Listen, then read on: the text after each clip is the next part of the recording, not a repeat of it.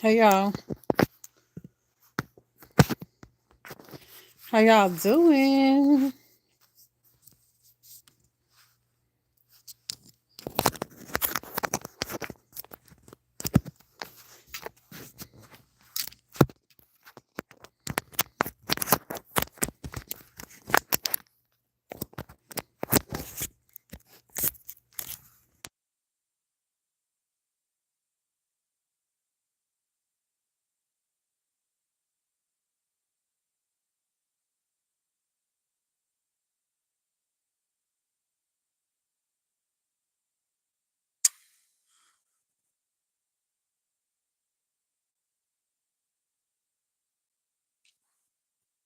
Okay, y'all hear me?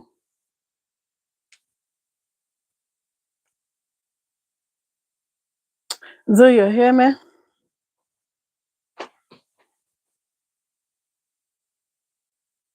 Hey Monty, I'm doing good. Hey Catherine, Sylvia, Sandra, Tika, um, Sharon.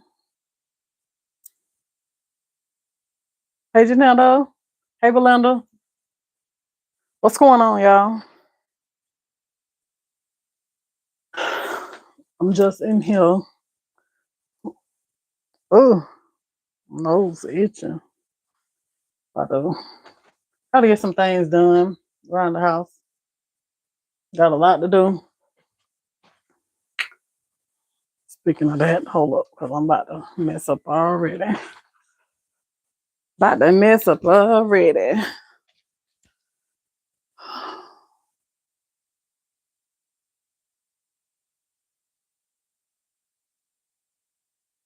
Okay.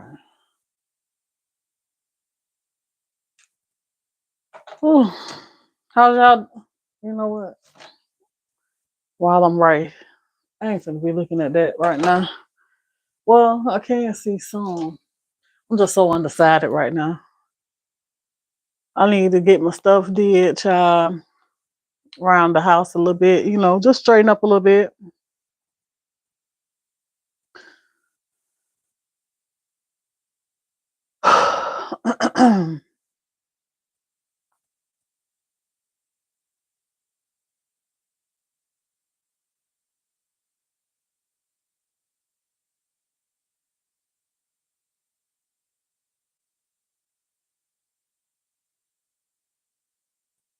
Okay.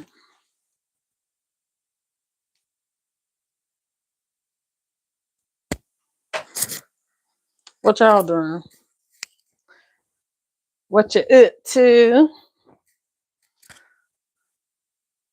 Y'all just been chilling around the house today? Did you follow me? Nope. Yeah, like you did. Why are you acting like you did? Why?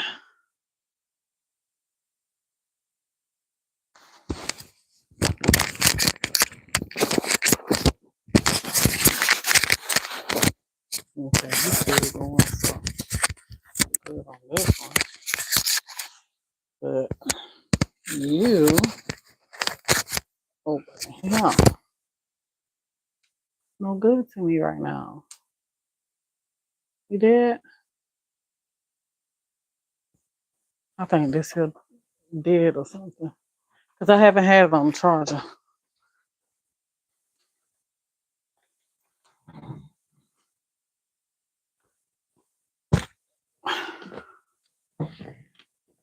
Yeah, it's dead. I see it. I'm going red.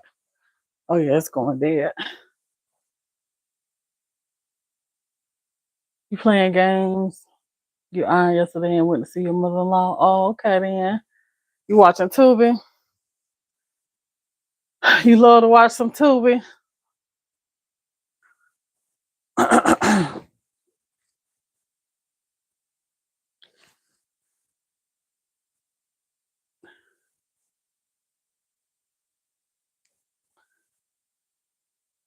I don't really get into the Tubi movies too much like that. I don't really get into movies like that, really, for real, for real. I'm not really a movie person. I like to watch movies, but I like to watch kind of movies that I like to watch. I like my type of movies is like It's like Hallmark, Hallmark type movies, like happy type of movies. That's the type of movies I like.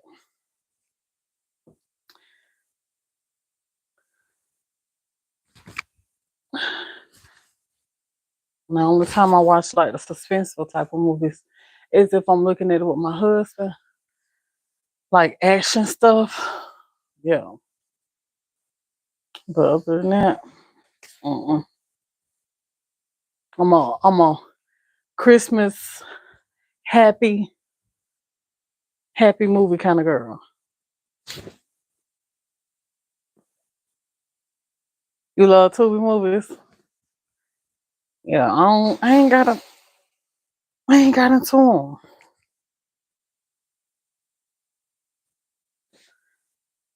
They kind of like too bootleg too. I can't stand that bootleg look to them.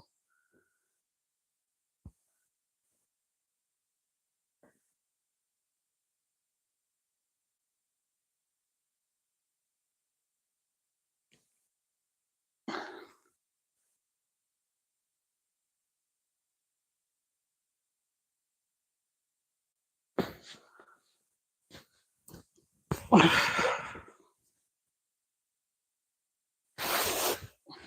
gotta cook dinner today too. I've been trying to avoid cooking all week. I have not cooked. I've been trying to avoid it, but I think I'm probably gonna do it today. Later on today though.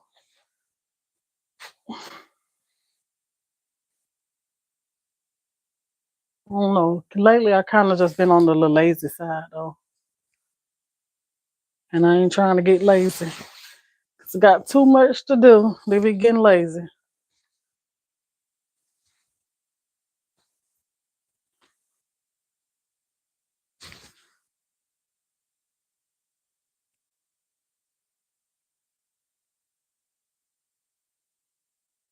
Okay.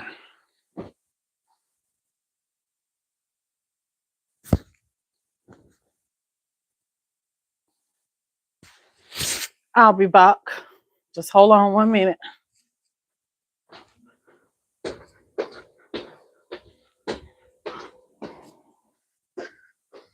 You probably can still hear me. I'm just gonna put these sheets in the wash machine real quick.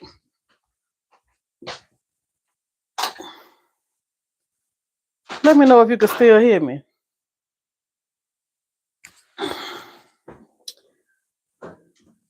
Am I breaking up? Let me know if it's breaking up if you can still hear me though.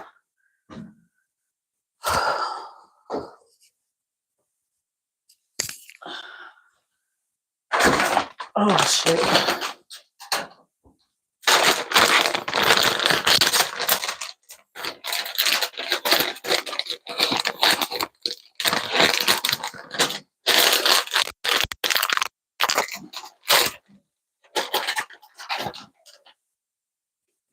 Do y'all do cruises? Do you like cruises?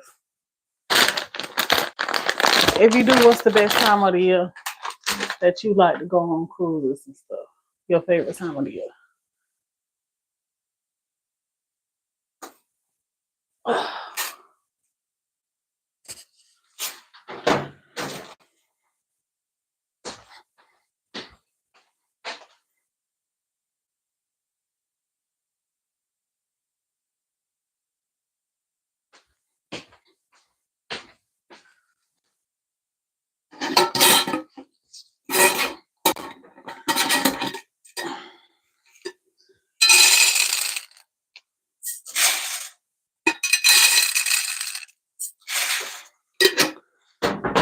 And dreading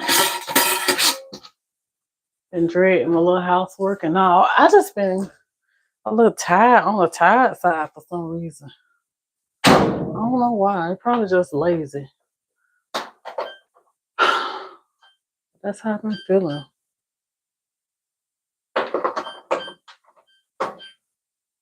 Let's see.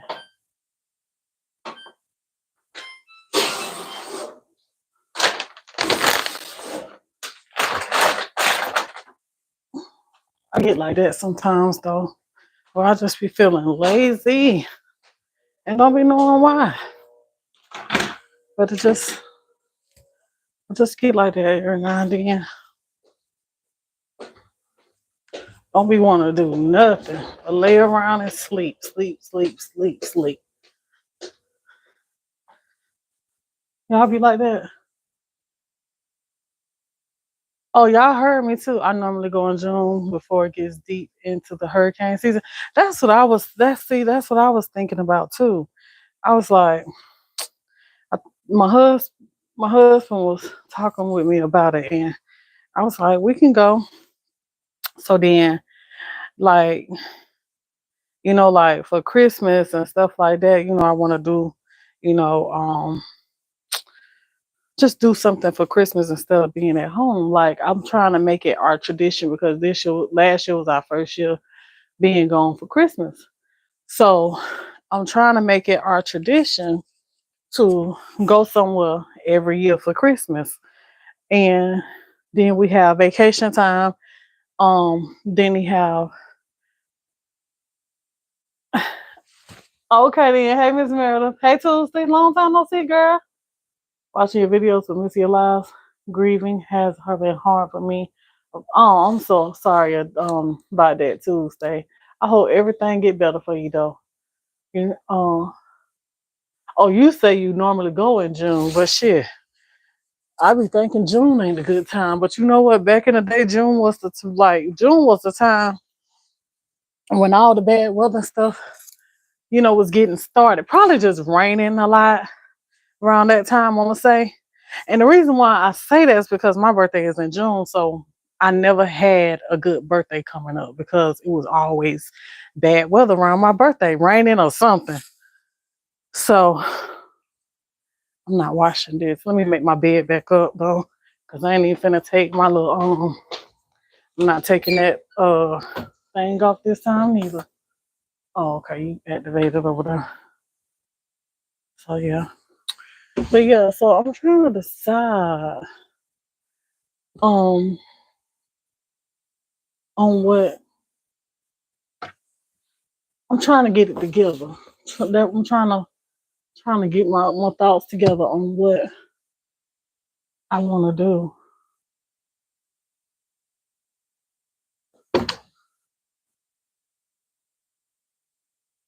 But I'm kind of undecided. I need one pillowcase. One, two. Do, do, do, do, do, do. Let's see. Oh, you know what? Mm, one, two. One. Your smile don't have to say no more. Things you show me when you say I love. Okay. I will have to have shark repellent from like boat with a motor on it again. The Titanic girl, listen, what girl? Why you do that, Minnie girl? Why you do that? That right there just scared me up. That's part of the reason why I'm undecided on going on the boat now. Cause it's like the older that I'm getting, for some reason, the more scarier I am getting of the water. And I don't know why. Because I've always wanted to go. But as I get older and older, I'm getting a little feel certain things. But I need to stop. I need to not fear. And water, yeah, like y'all know I love the beach water and everything too. And like the beach water is also becoming one of the things that I'm getting afraid of, to get in. Because ain't no telling what's in that water. Ain't no telling what's in the water. And I don't know, it's just, and I hate that it's getting like that. And the world getting bad and stuff too. And just driving around in the car, I'm not scared to drive, but just driving around in the car, I'm not even gonna say what out my mouth exactly what I be thinking, but just driving around in the car and passing other drivers with all the mess that be going on. And if the car is not driving fast enough, they're not turning fast enough, they look like they creeping, they I be having like this feeling every time a car pass me. And I be like, I don't like that because I know that's not good to be having them thoughts. But you just never know because these people done got so crazy these days. And I don't know where that little small, like little fear done came from, but it have been like that for like a couple of months now. And I remember one day, I believe this day probably was the day that it started. So one day, if y'all remember me telling y'all, one day I was out riding and I was coming up to a red light, and it was this car in particular. They weren't doing nothing. They weren't doing nothing at all. Oh, you know what? I know what it was that probably started this fear of mine. I'm gonna tell you. Okay, so anyway, so one day I was riding, I came up to a red light, and it was this person in an SUV that had pulled up next to me. Well, they opened up the door once they got to the light. Scared the mess out of me when they opened up the door because I didn't really know what their intentions was. But once I'm like, Lord have mercy, Lord, don't let these folks do nothing stupid. But when they opened up the door, they didn't do nothing but spit. That's all they was doing was spitting. So it scared me though.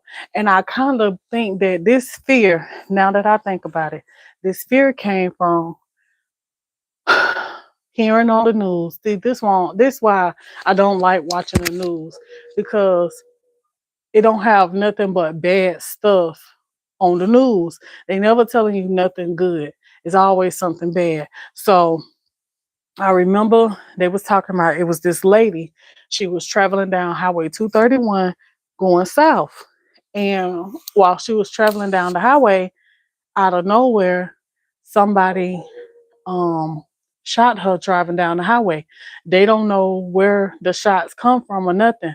It was just a random, you know, a random something random going. She was just traveling, I guess, and the lady ended up getting shot, just traveling down the highway.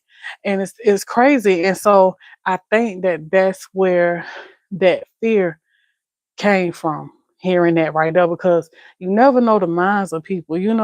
And it's just so much stuff going on nowadays. You just can't be too sure of nothing. You got to be careful everywhere you go. You got to be on guard. You got to keep a watching. And then just yesterday, now here go another thing. Um, so now it got me. Well, I be locking, really making sure all my doors locked, because sometimes I leave. Well, I ain't gonna say I leave my doors unlocked, but my doors be locked. But anywho, I'm gonna skip on past that because that's a little TMI. Okay. Um. So um, I was riding. I was looking at Facebook yesterday, and it was this girl that had made a post on Facebook, was saying that it was some younger guys. It was this one boy, and then it was this boy that was dressed like he's a whatever he's just gay. He's just gay, but he dressed like a girl.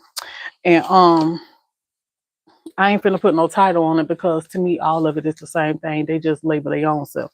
But anywho, um so we was riding, so I was looking at the post on Facebook, and it was saying that those two young boys was out of a city, like maybe like 10 minutes 15 minutes away from me.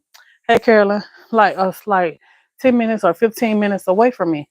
And they going around to people's houses and stuff, and um knocking on their doors, acting like they need help or something like that. I forget, but it was something along those lines, like they needed some help. And when you come to the door and open your door, they rush in on you, and they had done left a lady in and then they was one of the ways they was breaking into people's houses and stuff was through their garages and all of that. And so they had left one lady in her garage pretty much unconscious and on her way up out of here. And so just seeing that right there yesterday, now it have me doing extra stuff for security around my house because I'm like,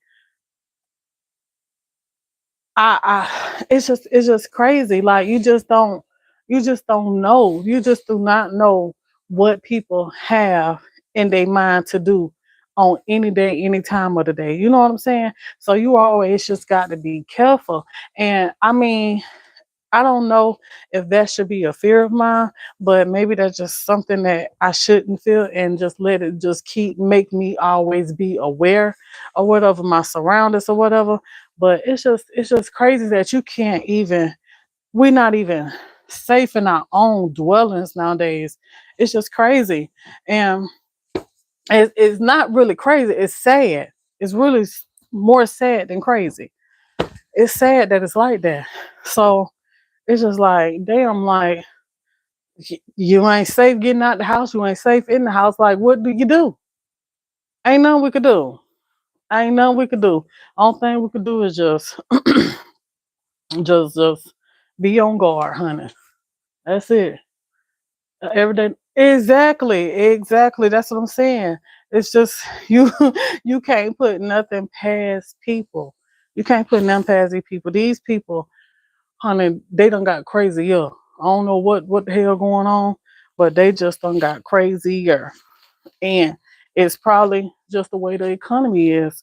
Just got them doing crazy stuff. They already know that this is exactly what's going to happen with them raising prices and stuff like that. It's going to be more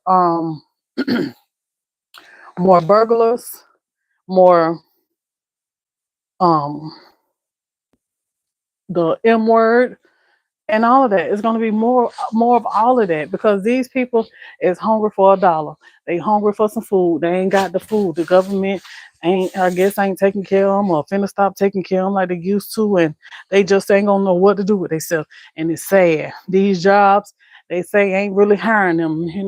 They have signs up saying they hiring, but they ain't hiring them. And but it's not fair that they go and try to take away people lives and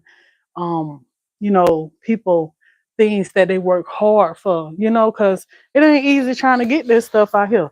But then you feel like that you can just go and just take from somebody like that. Like that's just it.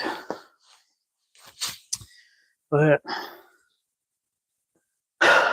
this the world we live in. This is the world we live in. And that's why I say, man, I don't know if the Lord gonna ever give me some children or not, but I wouldn't be mad if he wouldn't. I know it's sad because my husband, he would like to have kids and stuff like that. And if the Lord was to bless me with a child, I'll be glad. But for me to just say, "Oh, I want some children. I just want some children. I want some children," no, I ain't too. I ain't too quick to want to have some children because this world is too crazy. And why would I even want to raise my children up in a crazy world like this? Like it's that's to me it kind of seems selfish. It kind of seems selfish to raised, even though the children is blessings from God, but it's just, hey, Lean, but it just kind of seemed selfish and not a responsible decision to make right now. Like, I don't know if we need to give it it's getting ready to be worse than this. And I could believe it. And it's almost starting to seem like it ain't gonna be no better time. Like she said, Miss Carolyn said, it's gonna get worse. Like, so for me to say that right now and wait till later to have children, I don't think that there's gonna be a better later. You know what I'm saying? I think that the times has just changed and this is our normal because the thing about it is now we just gotta give all these little kids that's being raised up in this new destruction and new ways of living, and this is their life, and they adjusting to all of this craziness. And so all this crazy stuff that they seeing and hearing, they think is normal to do when it ain't normal to do. So when they get up some sides, now it's going to be even worse of destruction, because they don't even know the difference between good and bad nowadays. And it's sad. And then you got the parents. Then the thing about it is another thing. You got the government taking away the parents' right to discipline their children the way that they need to chastise them, to keep them in line, and from getting all out the way. And that right there ain't doing nothing but destroying these kids even more. So it's like, what do you do? Ain't nothing we can do. Baby, let me tell you something. In the years coming forward, the DEATH rate is going to be, the numbers just going to be crazy. The numbers is going to be crazy. Exactly.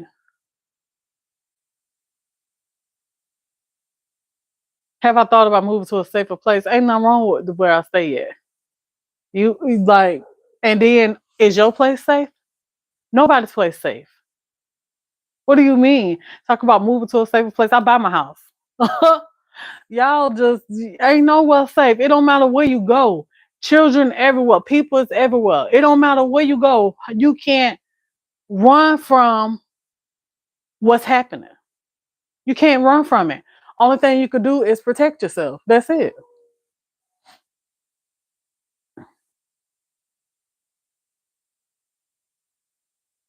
Exactly.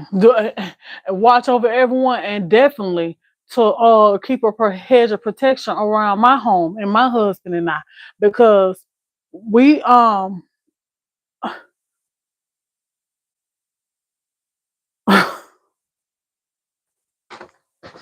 y'all, you gotta pray for your household.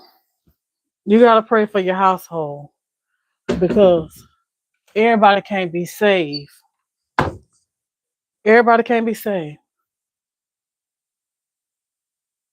Okay? What you say? Girl, honey, they're gonna have some damn trouble on their hands. You hear me? They're gonna have some trouble on their hands.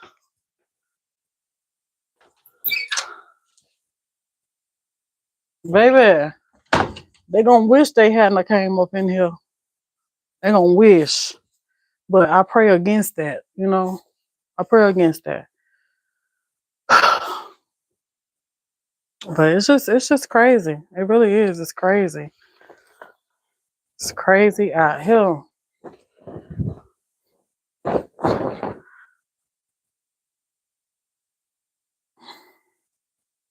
It's like the Lord, like, Lord, just do something with them. Do something with them. You know, change their hearts.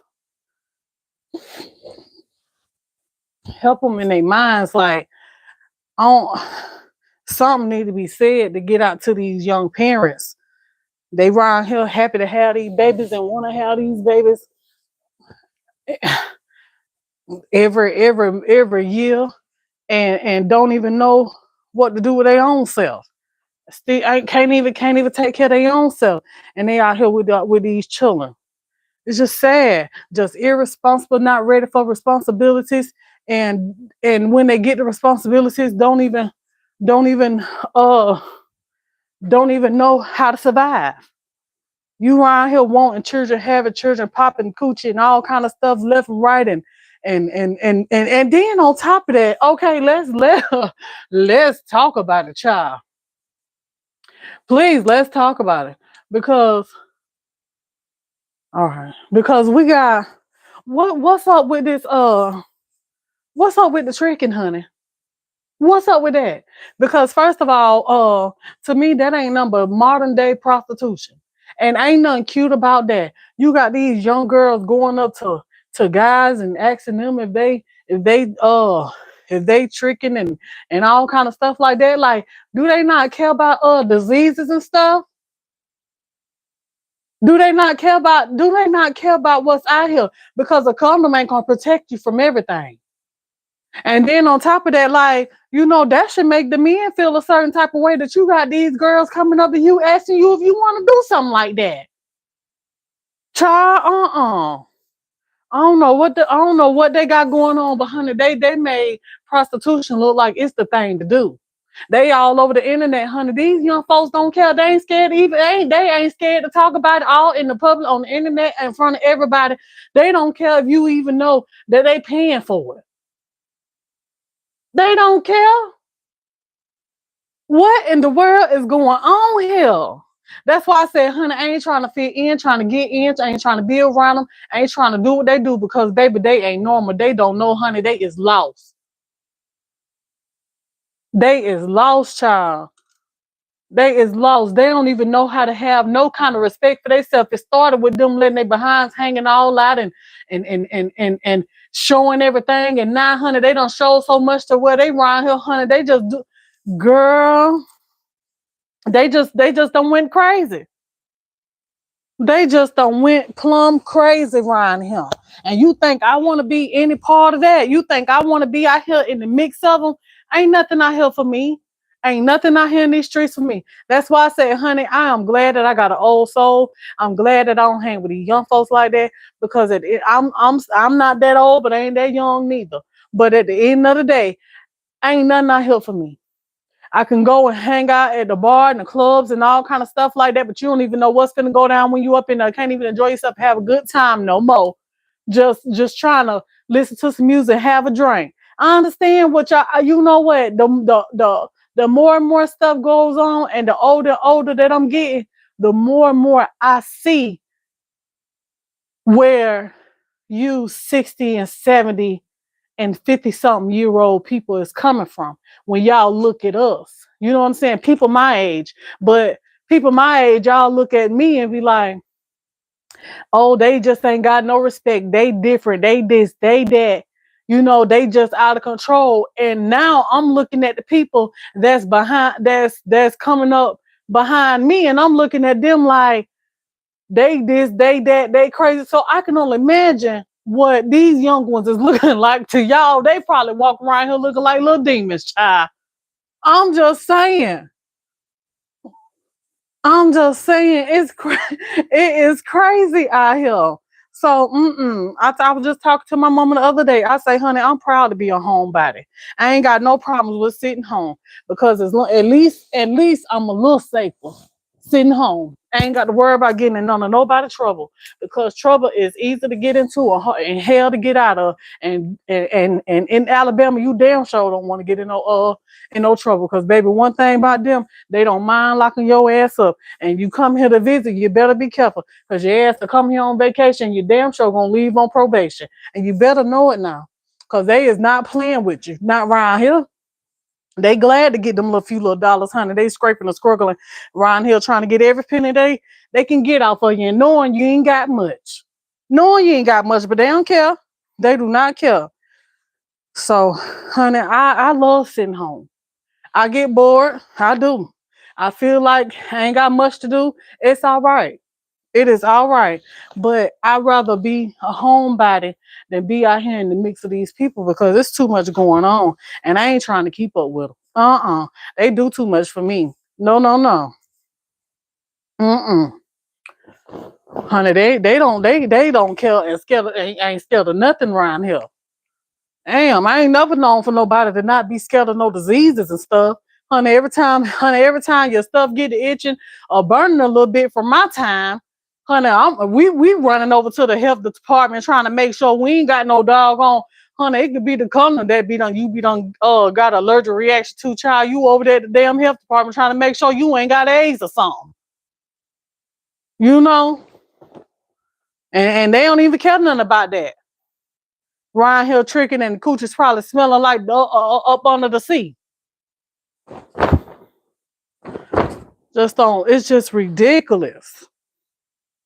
And then I feel for, the couples that, dealing with relationships and the men's ain't faithful and want to be all out here messing around and stuff like that. This is not the time to be messing around. I was just hearing the other day, it was this man. We wonder why men don't respect women. They don't respect them. Exactly. And that's exactly what it is. But you know what? Nowadays, that respect don't even matter. Respect don't even matter. Respect who? They ain't got no respect. They already know they ain't got no respect for themselves. So they don't even expect them to have respect. They don't even know what respect is. These kids coming up nowadays, they don't know what respect is. They don't know. If you ain't out here popping, locking and dropping, honey, it's something wrong with you. So that's why I say, honey, I'd rather be home. I'd rather be at home, honey. I would, but anyway, like I was saying, I was just looking the other day, and it was this guy. He ended up he ended up doing something to the person that he was dating, right? Tell me something. Come to find out, he found out that the person that he was dating was a transgender.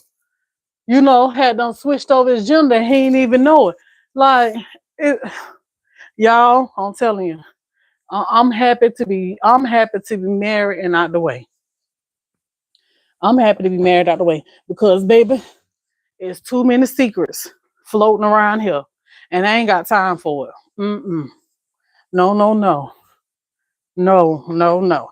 I feel like you know what? I feel like this. I feel like if I ever find out my husband is out here cheating on me in these streets and I'm messing around with somebody, we got to end. We got to end because you don't know what these folks doing around here. You don't know what they doing, and you don't know who you done they done messed with. You could be clean yourself, and honey, they could look clean, but they ass be over here full of HIV, and you don't even know it. Honey, HIV don't look like it used to look, honey. Back then, the folks, honey, back then had HIV. You back could tell they had HIV. But now, honey, HIV, honey, must have came out with a new strand just like the vid, child. HIV, honey, they look fine. They look like ain't nothing wrong with them. Ain't a spot on them. Mm-mm. No. I ain't trying to end up with no die slow because you want to be out here hoeing around the shit. Hell no. I love me too much the put up with infidelity and all of that right there. It ain't worth it. I'd rather be by my goddamn self before I be with somebody that feel like that they just want to be messing around with any Tom, Dick, and Harry and think it's all right to come home and lay down and sleep up with me and we around here doing the nasty all wishy kind of ways and you just infected me too and don't care. Hell to the no. You got life messed up. No, no. Because one thing about me, I know that I'm a faithful woman. I know I ain't out here messing around with nobody. I know I ain't trying to look at nobody. God damn it, some people probably be a little tempted, but I ain't tempted. Hell, looks ain't everything. Cause one thing about it, a look damn sure ain't gonna pay no bill. Oh, I love you, you fine, ain't gonna pay no bill.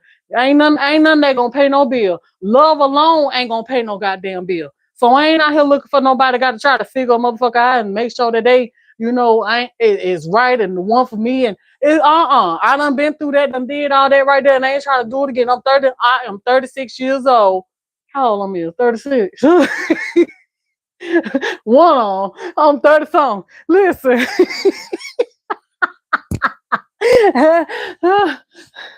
37.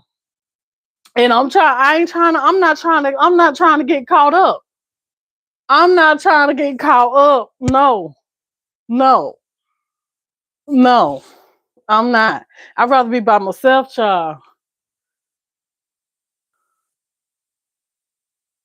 That's why I'm by myself. All these men want to do is cheat. And it's sad. It's sad, like, damn, if you can't be with one woman, then be out there alone by yourself, honey. That way you can do what you want to do. Be by yourself. But you can't do that because you know that you need that support. You know you need that backbone. So why mess that up when you get a good woman? A good woman don't deserve to have to go through nothing like that.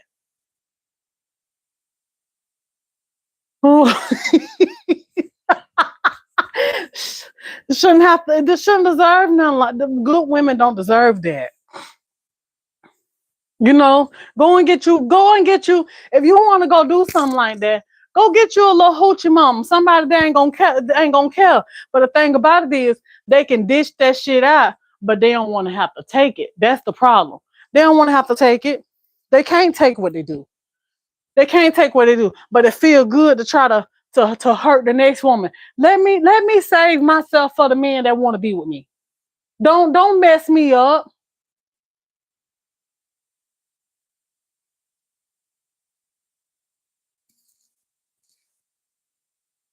Then you around here just all faithful to him, and honey, you girl, you this world. But I'm pretty sure it's probably been like this. It's probably been like this. It's probably just getting worse. I don't want nobody out here. Mm-mm. I do not want nobody out here, and I sure hope my husband don't want no damn body out here. But I damn sure don't want nobody out here, honey. Everybody out here look crazy and infected to me. You know, they look crazy and infected. Mm-mm.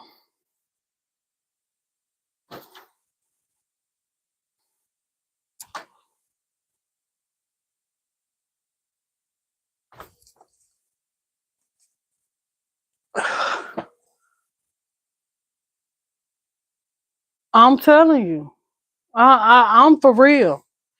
Mm-mm. I'm telling you, if I had to do it again, I'm just like some of y'all. I don't want nobody. Mm-mm.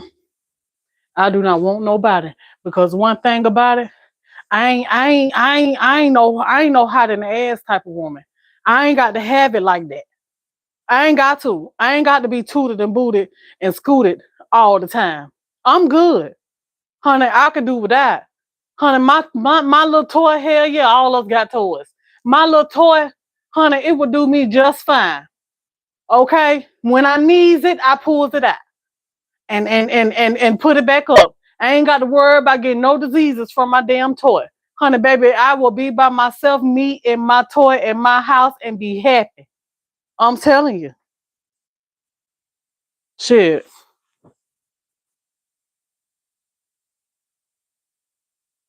Mm-mm. No. Mm-mm. I'd rather a damn toy. At least we know the toy ain't damn cheating. At least the toy ain't cheating. Shit. Uh-uh. No, boo boo. I'm gonna let you get me like that. No. These women be around here, they be swaying. They just need them a little piece from a man. I know you get the feelings and the urges sometimes, but you got to think about it. You can't be around here laying up with everybody. Okay, you can't be around here laying up with everybody because just like he laying up with you, he'll be laying up with somebody else too, and you'll be wondering what the hell you been got yourself into when you should have stayed celibate. Shit. And if you is celibate and you over here talking about you want a man, you need a man and all this and that, honey, uh, you better get on Amazon and order you a toy. Get on Amazon, order you a toy. It'll be all right. I promise you, the toy may feel better to you. Okay? Cause cause these men, they can't be trusted. These women can't be trusted. I don't care, even if it's a man. And you out here, your wife, she's sleeping around on you, cheating and all kind of stuff like that. You know you a good man. Your best bet is to get rid of her ass because I hate for you to I hate, it's gonna be too goddamn late. I'm just saying.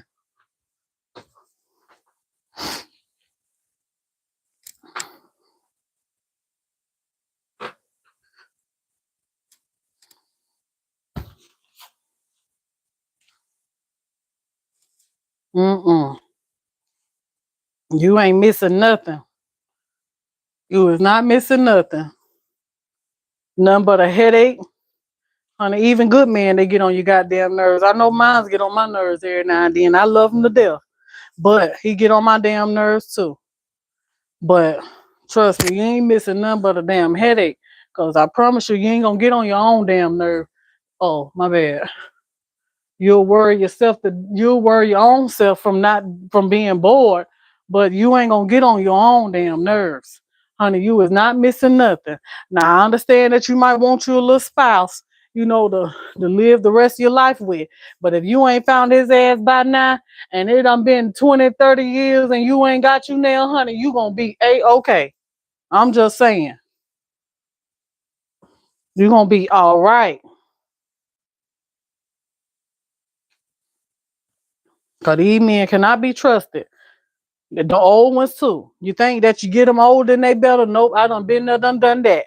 No, the older ones ain't no better than the younger ones. Cause honey, they ass think that they be young.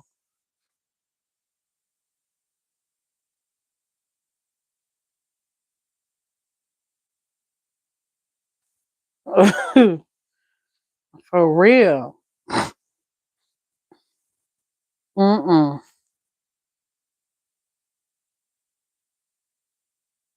I don't want to be that woman that ain't got um no kind of advice for a young one. I don't want to be that woman because you got some young women out here that ain't got no damn morals for themselves neither. No standards, no none of that. And they out here trying to be like the young ones, want to hang in the clubs. You need to sit your 60 old ass down somewhere and get in the house. Ain't nobody looking at you like that. No, ain't looking at you like that. Only thing they looking at you for is your little damn check that you getting every month. You need to sit your ass down somewhere because they ain't stunning you like that. They know you old. They know you old. You just don't understand the fact that your ass old and you need to sit down. But they know you old. Sit down. Shit, ain't nobody stunning you like that. They just want what they can't get up out you, honey. Want you to try to raise and take care of their ass. They looking at you like a damn ticket, cause honey, don't nobody want to go to work nowadays. Internet is the way to go. They don't want to go to work. So any kind of income that they could get, honey, they said that you supposed to have several streams of income, and they believe in that. And your ass, old ass, will be one of them. I'm just saying. Shit, women ain't just looking for men to take care of them. Them men looking for them women to take care of them too.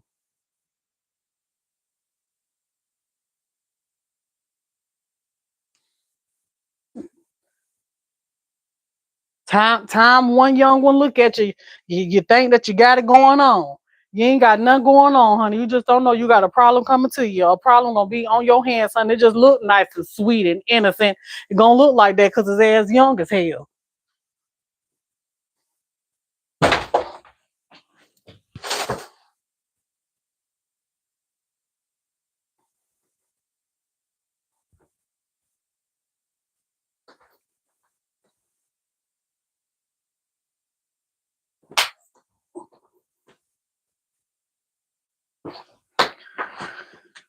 Mm-mm. Can't no young one, no old one, no no none of them, honey, tell me nothing. Mm-mm. I don't want no parts of them. I'm satisfied with what the hell I got. And when he done, goddamn it, I'm done. Oh, excuse me. Y'all wait over there. When he done, I'm done. Cause I ain't doing it again. Mm-mm. Nope. I'm not doing it again. These people can't be trusted.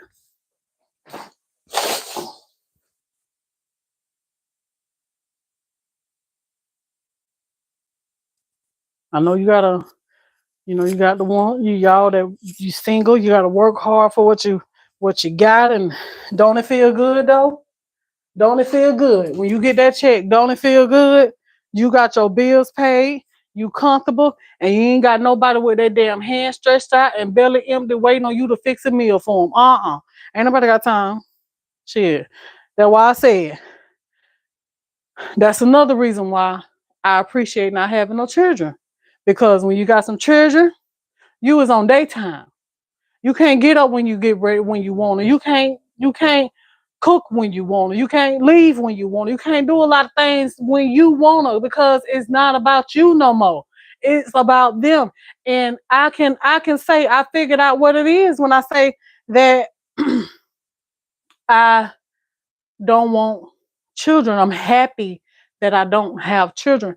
I figured out why. Because I don't want that responsibility. It's a responsibility that to have to take care of children. And I have the choice now to not want that responsibility. And it's fine. It's one thing for y'all to think, oh, Tiana, you need to have some children. You need to go on. You getting older. Time running out for you. No hell, well, the time run out, goddamn it, it was meant to run out because I ain't rushing it. I ain't rushing it and really I ain't sad about not having them. I ain't lying. Honey, keeping my mama dog taught me that I don't want them. Because having a dog is just like having a child. I don't even want a dog. I don't want no dog. I don't want no dog. I salute my mama. Her dog is not bad.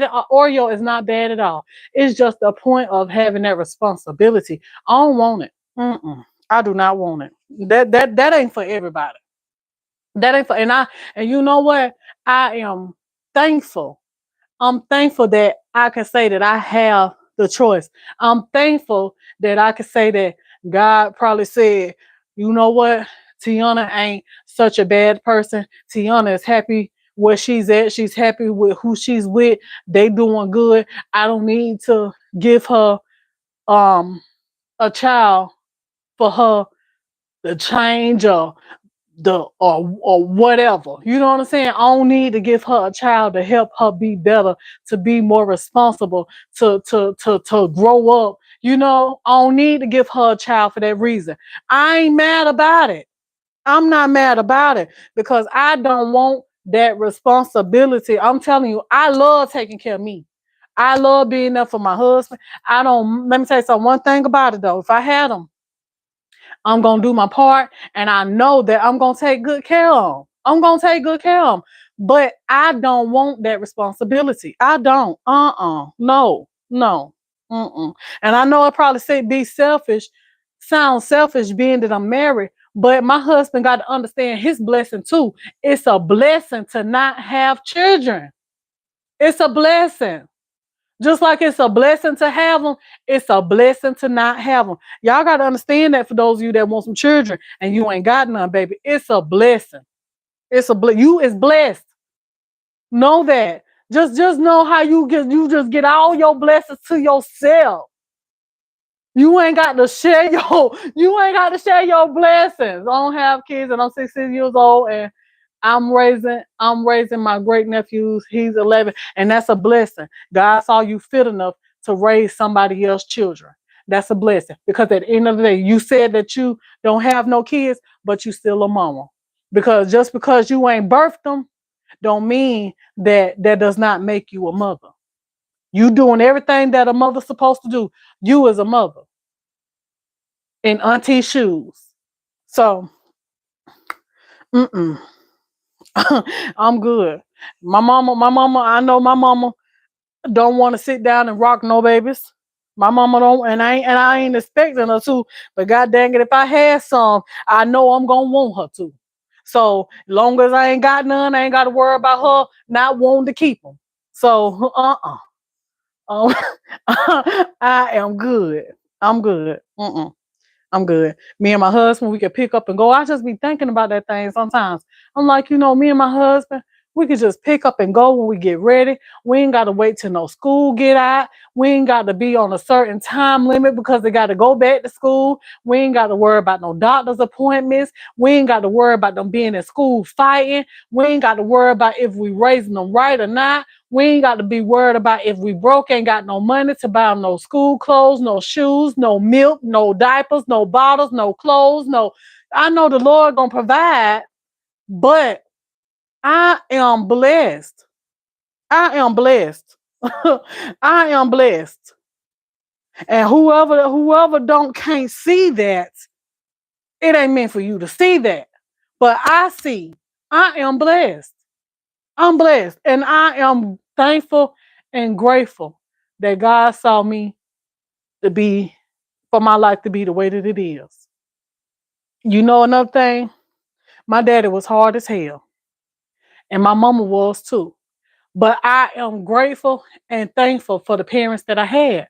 Because if I didn't have the parents that I had, I could have been just like these kids around here nowadays. Don't know right from wrong. Just living life. Just living life. I ain't giving a damn. And I'm glad that I had discipline in my life. I'm glad. Let me tell you something. When you get older, you learn to appreciate the discipline that your parents had had in the household. Because without discipline, ain't no telling which way your children go. With discipline, you don't know which way they're gonna go. But goddamn it, honey, with some when your parents is hard on you, don't allow you go stay the night with people all the time, and you can't go out and hang out, honey, past the street, honey, when the street lights come on, you know they were strict about your grades and strict about you doing good in school and just strict about everything. My parents instill life values, lessons, values, morals, all respect. They instill all that in me. They ain't really know the proper way of raising children. I know they didn't. But they did. They bet the best that they could, and I thank God. I can say, honey, pat on both of their goddamn back. My daddy was crazy as hell, but pat on his back too, because he did a good job raising his children. Because neither one of us is out here disturbing nobody, bothering nobody, doing nothing we ain't got no business doing. We living our life and doing a good job. And I have to sit back and I have to think about that thing sometimes, because I'm like, you know what? I'm on my own. I don't take the time sometimes to think about that. I am on my own doing good. Me and my husband. I got to hold this house down. I got to hold this house down because my husband is not as responsible as I am. And I thank God for what my dad instilled in me that I didn't know that he was doing. I thank God for that because I could be the type of person that's irresponsible and don't put priorities before pleasure. I put my priorities first. That way I make sure I have a roof over my head. I got a car to drive. I got gas in that car. We got water. We got lights. We got food. We ain't with that. I'm able to go and shop and buy stuff for my house. I'm not a hoe out here in these streets. I knew what I wanted. I knew what I didn't want in a man. I thank God for that. Man, they raised some good children. And I thank God for my parents. They was hard. I didn't like it when I was coming up. But I thank God for my parents because if they wasn't the parents that they was, who would I have been? I'd probably be around here with a whole heap of children and don't want to take care of them, ain't taking care of them. The state got them. They just running crazy, loose, wild, and me too. But I thank God for my raising. I thank God for that because I'm telling you, my raising is what made me the person that I am today. Man, I thank God for that. And I just sit and I just think about it sometimes and I be like, you know what? I'm doing this thing. I am doing it in this world. And now I see how this world has turned out, is turning out to be. I see how God is taking care of me. God is taking care of me and my husband. My husband is blessed to have me just as well as I am blessed to have him. But God is taking care of us. And I thank God for just taking care of us because you know what? I said it when it happened and I'm still saying it. That God helped me and my husband dodge a bullet. God helped me and my husband dodge what's going on today. That's the reason why he sent those new landlords to my house, knocked on my door on the weekend. On a weekend, knocked on my door, gave me a paper, let me know that we had to move because they bought the house and they wanted to sell the house, fix the house up to sell it. So we had a time frame to move. And I thank God for those people coming to knock on my door because it wasn't nobody but the goodness of the Lord that sent them there to move me because I was comfortable. I was comfortable and I was not trying to move, I probably would have been still there right now. But God wanted better for me. And he knew that I wouldn't have took that step on my own. So he moved me himself. And I thank God for moving me because God knew what he was trying to help me avoid today. God said, I'm going to put them in a house where they ain't going to be paying that much on no house because I don't want them out here be trying to pay this rent that they're going to have to pay. They don't know what's going on, but I know what's going on. God see high, he looked low, he see everything. So God already knew what was coming our way. I didn't know what was coming our way. But God knew what was coming our way, and God helped us dodge that bullet. And I thank God for that. And every time somebody tell me, I see somebody talking about, I paid $1,300 for rent. I paid $2,000 for rent. I paid $3,000 for rent. I paid $1,500 for rent. I am grateful that I ain't out there in the mix of that. I can't do it. That right there will stress me the hell out trying to pay just some rent alone. Rent alone. No. No. I thank God. I thank God. I thank God that I was obedient. I thank God that I moved when he pushed me to move. I thank God that I did it. I thank God I did it. You know what? But it only took, God knew I was going to do it though. He knew that. He knew that because it only took for somebody. Let me tell you something. I thank God. I thank God. Man, I get emotional when I talk about stuff like this, but I thank God that I be obedient. I thank God that I just pay attention. I'm aware of, when he be trying to tell me to do certain things, even though it be hard for you to do it, you don't want to do it. But when God ordained you to do something, you got to move. You got to do it. If you don't, he gonna move you. So I thank God for being obedient because let me tell you something. If it wasn't for the landlord coming to my house, let me tell you something. Before the landlord came to the house, the new landlord, right? They wasn't even the landlord at the time. They came to the house and they was looking around the house about a house, right? So listen, God knew what he was doing though.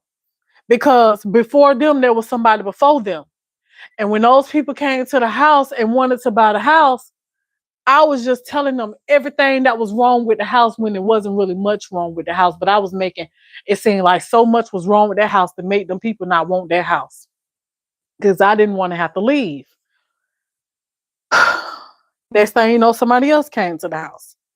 This is the same exact ones that came to the house that ended up buying the house. I didn't know these people was going to buy the house because when they came up in there, let me tell you something, God so good. The people lied to me.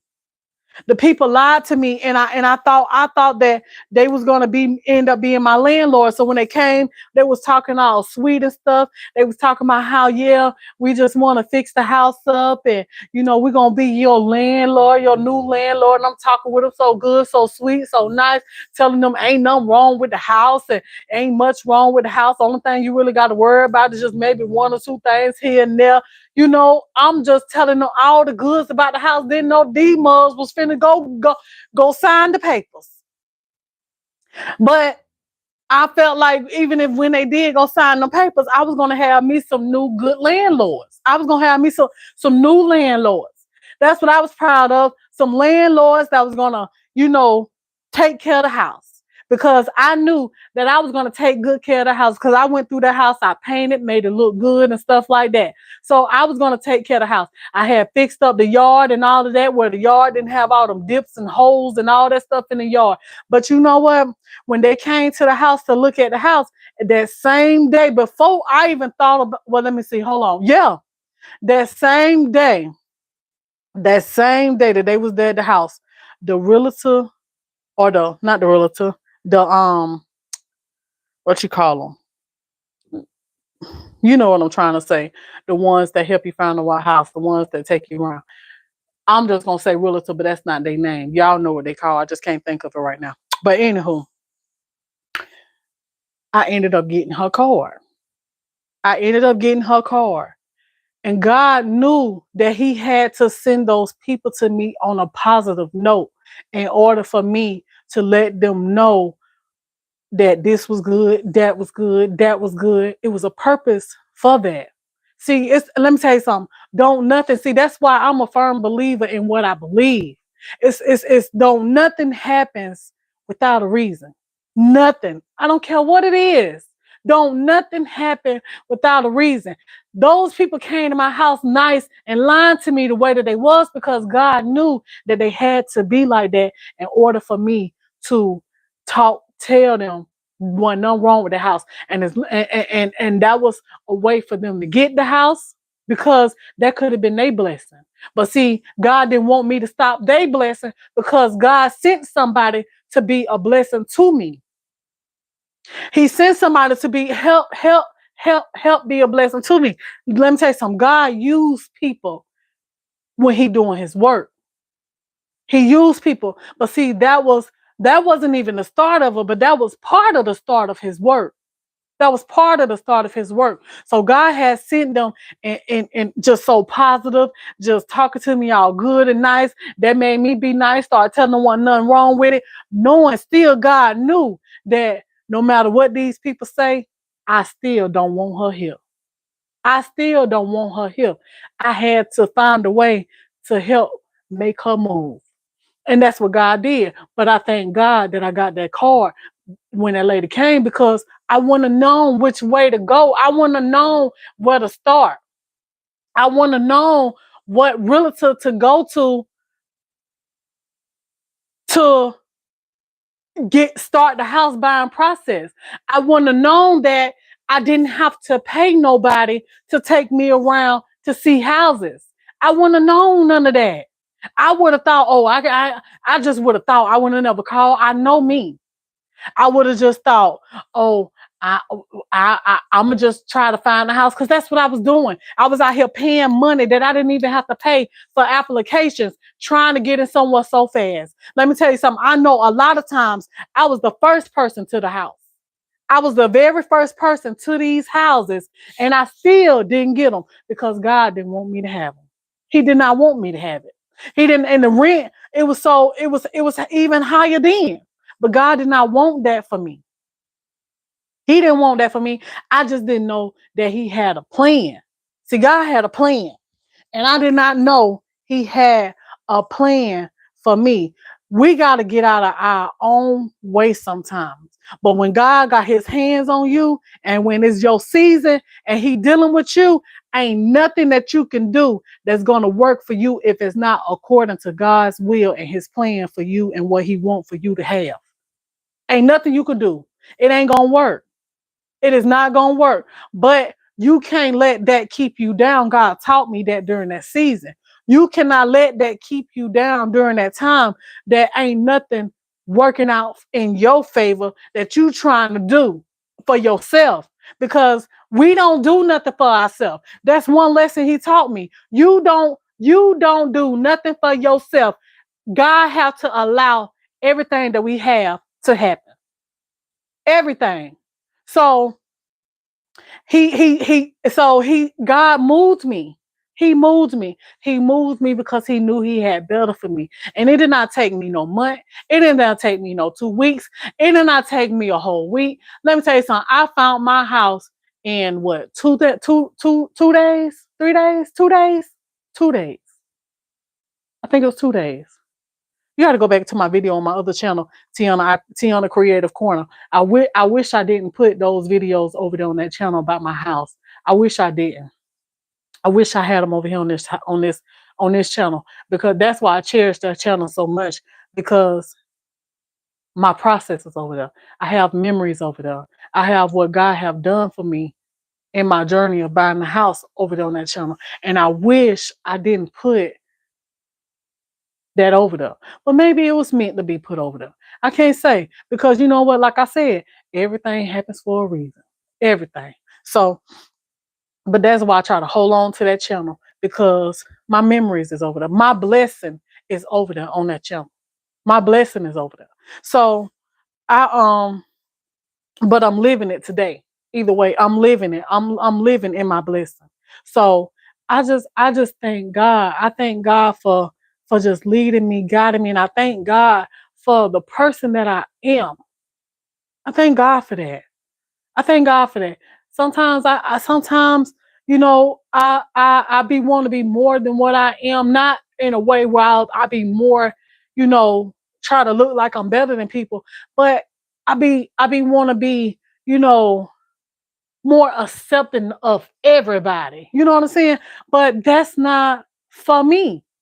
That's not for me. That's not the life for me. Let me tell you something. I just had I just had something ministers to my spirit yesterday. Let me tell you something. God lead me to certain things to because He know that my ears is always listening for Him, and God lead me to certain things that He want me to see because He know that there is a message in that for Tiana. And I tell y'all this, I done told y'all this before. Like sometimes I will bypass certain videos and stuff, but it's something makes me go back. And I don't be thinking like that at that time, but something makes me go back. And when I go back and I watch that video, it be a message in there for me that I needed to hear. So yesterday I was watching a video, and thank God I mentioned what I said to y'all just then because this is gonna be it's gonna piggyback off of that, right? Because like I was saying, that I'll be wanting to be more. I be wanting to be more accepting of everyone, and that's not for me because God made me the way that I am because He know that you can't be accepting of everyone. Yes, He wants you to love everyone, but He don't want you to be accepting of everyone because everybody's not for you. You don't want to be the type of person that everybody just gravitates to you. You don't want to be that type of person, and I'm learning that. God.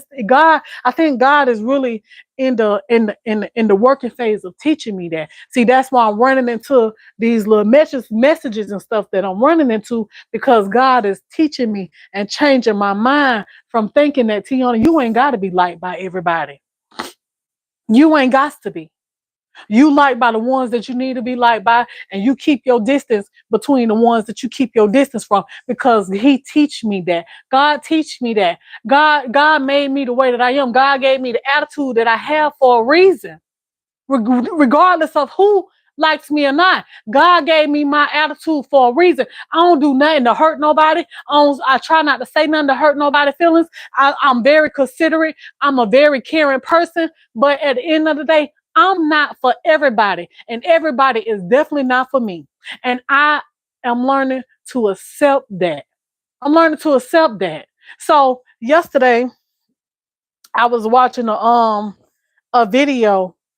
um it was Nick Cannon, right? And Lunel, I love Lunel.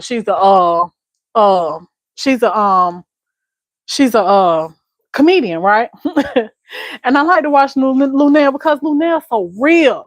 Lunel, she's just so in the natural. I like that. I like a person that's just in the natural, in the real, in the raw, that could be themselves, that's not trying to put on for the internet, the camera, for people, trying to look like this and look like that for everybody when you know that you look like me on an everyday basis. And I like people like that. I like people that don't feel like every time they have to get in the public's eye, they gotta, be all dressed from the head to toe. You can't wear no damn bonnet on your head. It's just a bonnet.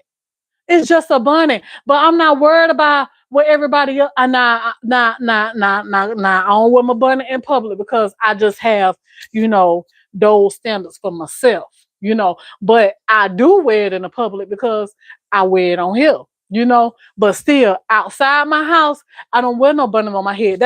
I'm not saying that that's wrong for anybody else that do that, but that's just a standard that I have for myself. And I just don't want to be out there with a bun on my head in public. Like, ain't no wrong with it. And I'm not really saying that I really see it as a bad thing because if I leave out the house and I got it on my head and forgot, it is what it is. But you get it. If you don't, it is what it is.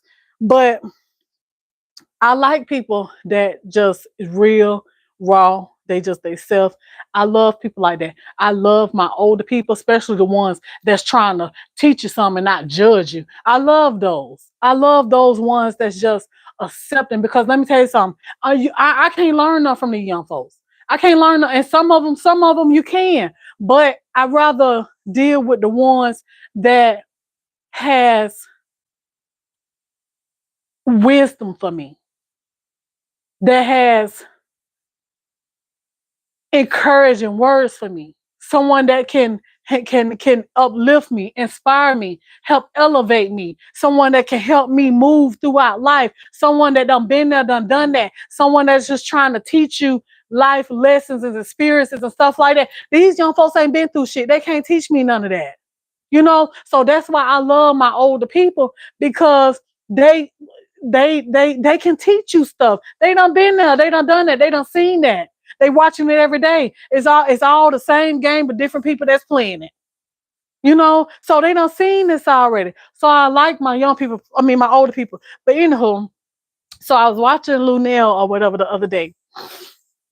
And she was so one of the questions was, it was like, what kind of game was given to you?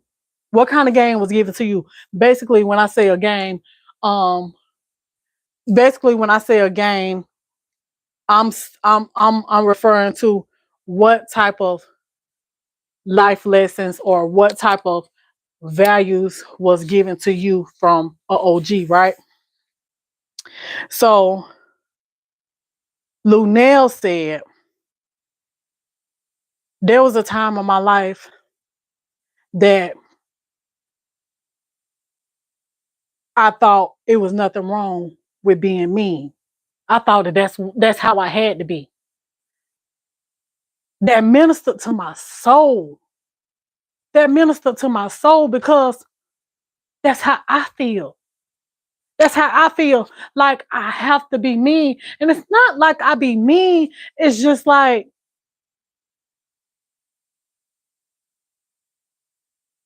I put distance.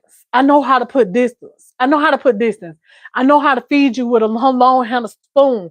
I know how to dissect down the person that's for me and that's not for me. I know how to not mess with you.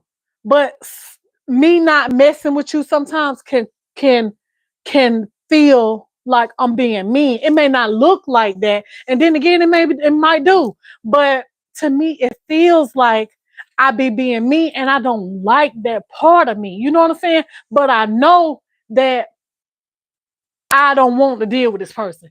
I know that this person ain't my cup of tea. I be knowing this, but it's like I don't know how to do it nicely sometimes. You know what I'm saying?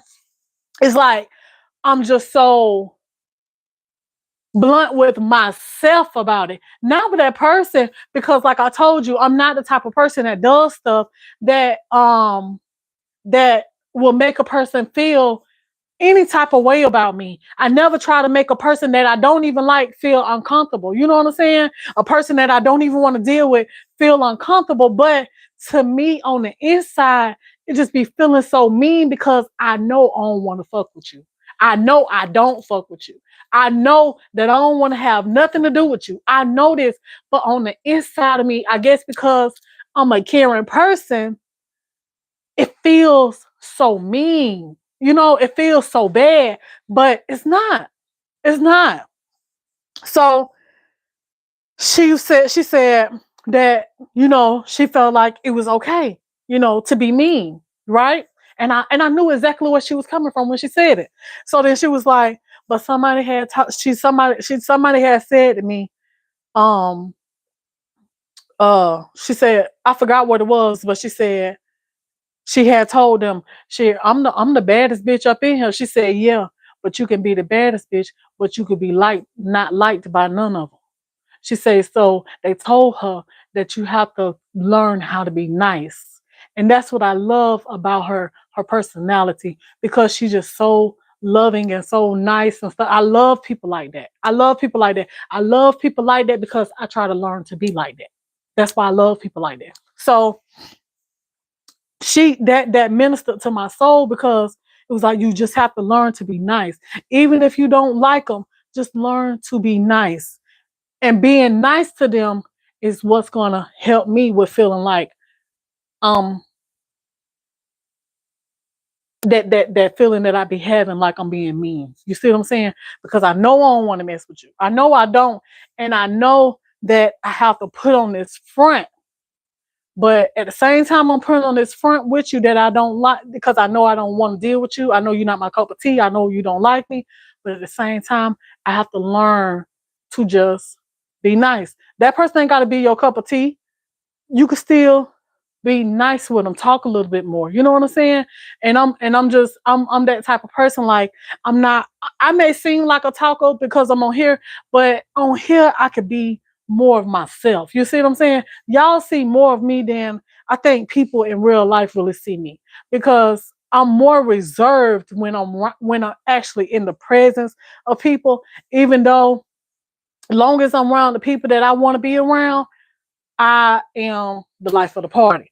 But when I'm around people that I don't want to be around, I'm more standoffish, I'm more reserved, I'm more quiet, I'm more not myself. You know what I'm saying? So long as I'm on here, I'm myself, because I'm in the presence of y'all, but y'all not right here with me. I don't have to worry about who's around me that don't really mess with me. Yeah, y'all around me don't mess with me, but y'all over there. I'm over here, you know? So I'm more myself here. But that taught me something. Just learn to be nice. Just learn to be nice. And she was like, and then she also said another thing, right? Which is exactly me. Which is exactly me. She was like, there were times that, a motherfucker be lying, and I tell him, you lying, stop lying. Like, I'm that person. If I'm comfortable with you, I'm gonna tell you, stop lying. You need to stop lying. You know you lying, or whatever. Or you know, like like that, right? But she was like, I learned that I don't even have to say that. It all falls back on being nice. She was like, I learned that I don't even have to say that.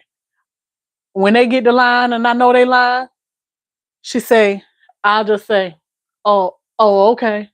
One of those, do that right there. Oh, okay. And keep it pushing. You know, like, that's I was looking at something else. I forget where it come from, but I heard it, right? Because I was doing something and I heard it, right? And it was like, I thank God just trying to teach me to because I pray all the time and I ask God make me more nicer. That's one of my prayers. God make me more nicer. But it's like, I know that I'm not a bad person. I know I'm not a mean person, but I know, like, when I come into contact with these people that I don't want to deal with, you know, my demeanor is a little different. You know what I'm saying? And so, but I want God to make me more nicer, make me more loving, and like more people. You know what I'm saying? Even when I know I don't want to deal with them. So I think God dealing with me in that way. And I heard somebody say, don't let the small things phase you. Don't let the small things affect you in a way that it changes you. It changes your ways, your personality. Like, you know what I'm saying? Don't let the small things get to you. The little things. Don't sweat the small things. And when I heard that, that was another thing attached to me learning to be nicer. You know what I'm saying? And I thank God for trying to teach me that, because my ears been open, baby. I've been listening. And I know that what I've been hearing is it has been ministering to my soul, because I know what I have been praying and asking God for. I've been praying for this thing for a long time. And God has given me this just watching TV. God has given me this message just watching TV. I've been hearing these things, So you may be praying and asking God for certain things, and you may be looking for it to just drop down and just happen. It don't happen like that. It don't happen like that. It be all in the things that you doing. God knows what we doing. So when God trying to help us and teach us certain things, Keep it this for people can tell you right if you get along with the person. You can tell right away. And I know this, Miss Sylvia. I know this. I know this, Miss Sylvia. I don't know how long you've been watching me, but I know this. I'm the type of person that God has given me the gift of discernment. So I've been knowing this. I grew up not having friends. And the one friend that I did have, I guess that was just somebody through childhood at that time. And so I tried to hold on to something at one point in time that just didn't need to be held on to, because at the end of the day, in all actuality, she wasn't even my cup of tea. She really wasn't even my cup of tea. But I kept trying to hold on to her because that's the only somebody that I had as a child that was a friend of mine. You know what I'm saying? Supposed to be anyway. And she just wasn't my cup of tea because she was more of a follower. And I've never been that type of person. I'm not a follower. I don't try to do and have what everybody else have. I've never been like that. But she was always like that. And that's one thing that I really didn't like about her, was because she was always a follower. Always had to have the newest this, the newest that. Always wanted to do what somebody else did. Always wanted to follow a cousin of hers that was living the street life and hoeing and on drugs. And, just because she was cute and fine and had a nice shape and had men and did this and did that, it's almost like she just wanted to be just like her cousin. And I didn't like that because I didn't even like her cousin. And I was only about 16, 17 years old at this time. And this woman, she was probably in like her 30s. She was in her 30s. And I knew then that that woman was not somebody that I wanted to follow. She was not an example for me. That's why it goes back to, I thank God for my parents, because they instilled this in me. Let me tell you something. My daddy was a real street man. My daddy, the streets raised him, and that's what raised us. The streets, because my dad had a street mentality. So that's why my mentality is the way that it is. I have more street smarts than I have book smart. I can tell you that. I ain't the smartest y'all. Hell, y'all probably can tell that shit. I'm not the smartest, but I damn sure ain't the dumbest, because I have street literate. I have a street mentality because my dad and I didn't now we didn't live a rough life. My dad kept us from seeing a whole lot of things that he was doing. I didn't even know what certain drugs was, and still don't to this day, because my dad did not allow us to see stuff like this. Even though he sold drugs. He sold drugs, was cooking it and everything. But I didn't know I didn't know this. But my brother, he had a little bit more sense for some reason when it came to that, probably because of the things that being a boy and the things that he probably was listening to and looking into, being young too.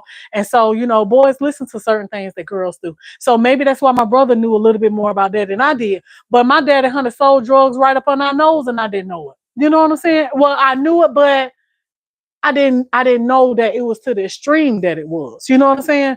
So, but and one thing my dad always told me, even with him being a drug dealer, he was like, don't date no drug boys. And I grew up scared of drug boys. I grew up scared of drug boys. I didn't want to date no drug dealers. I didn't want to have no parts of them. I didn't like all the fancy cars, the rims, all this right there. I was scared of them because my dad instilled that in me, not to date drug boys. And one thing he used to say is, don't date no drug dealers, because drug dealers don't do nothing but bring trouble to your house. Drug trouble to your house. And that's why I never wanted to date a drug dealer, was because they brought trouble to the house. Eventually, trouble was going to follow them to their home. And when they couldn't get who they wanted, they was going to come for the family. And that's something that he instilled in me. So that's why I never wanted no part of that. So I thank God for, even though he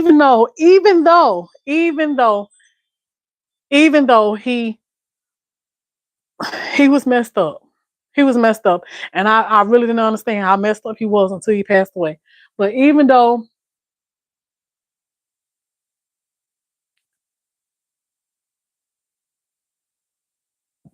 yeah.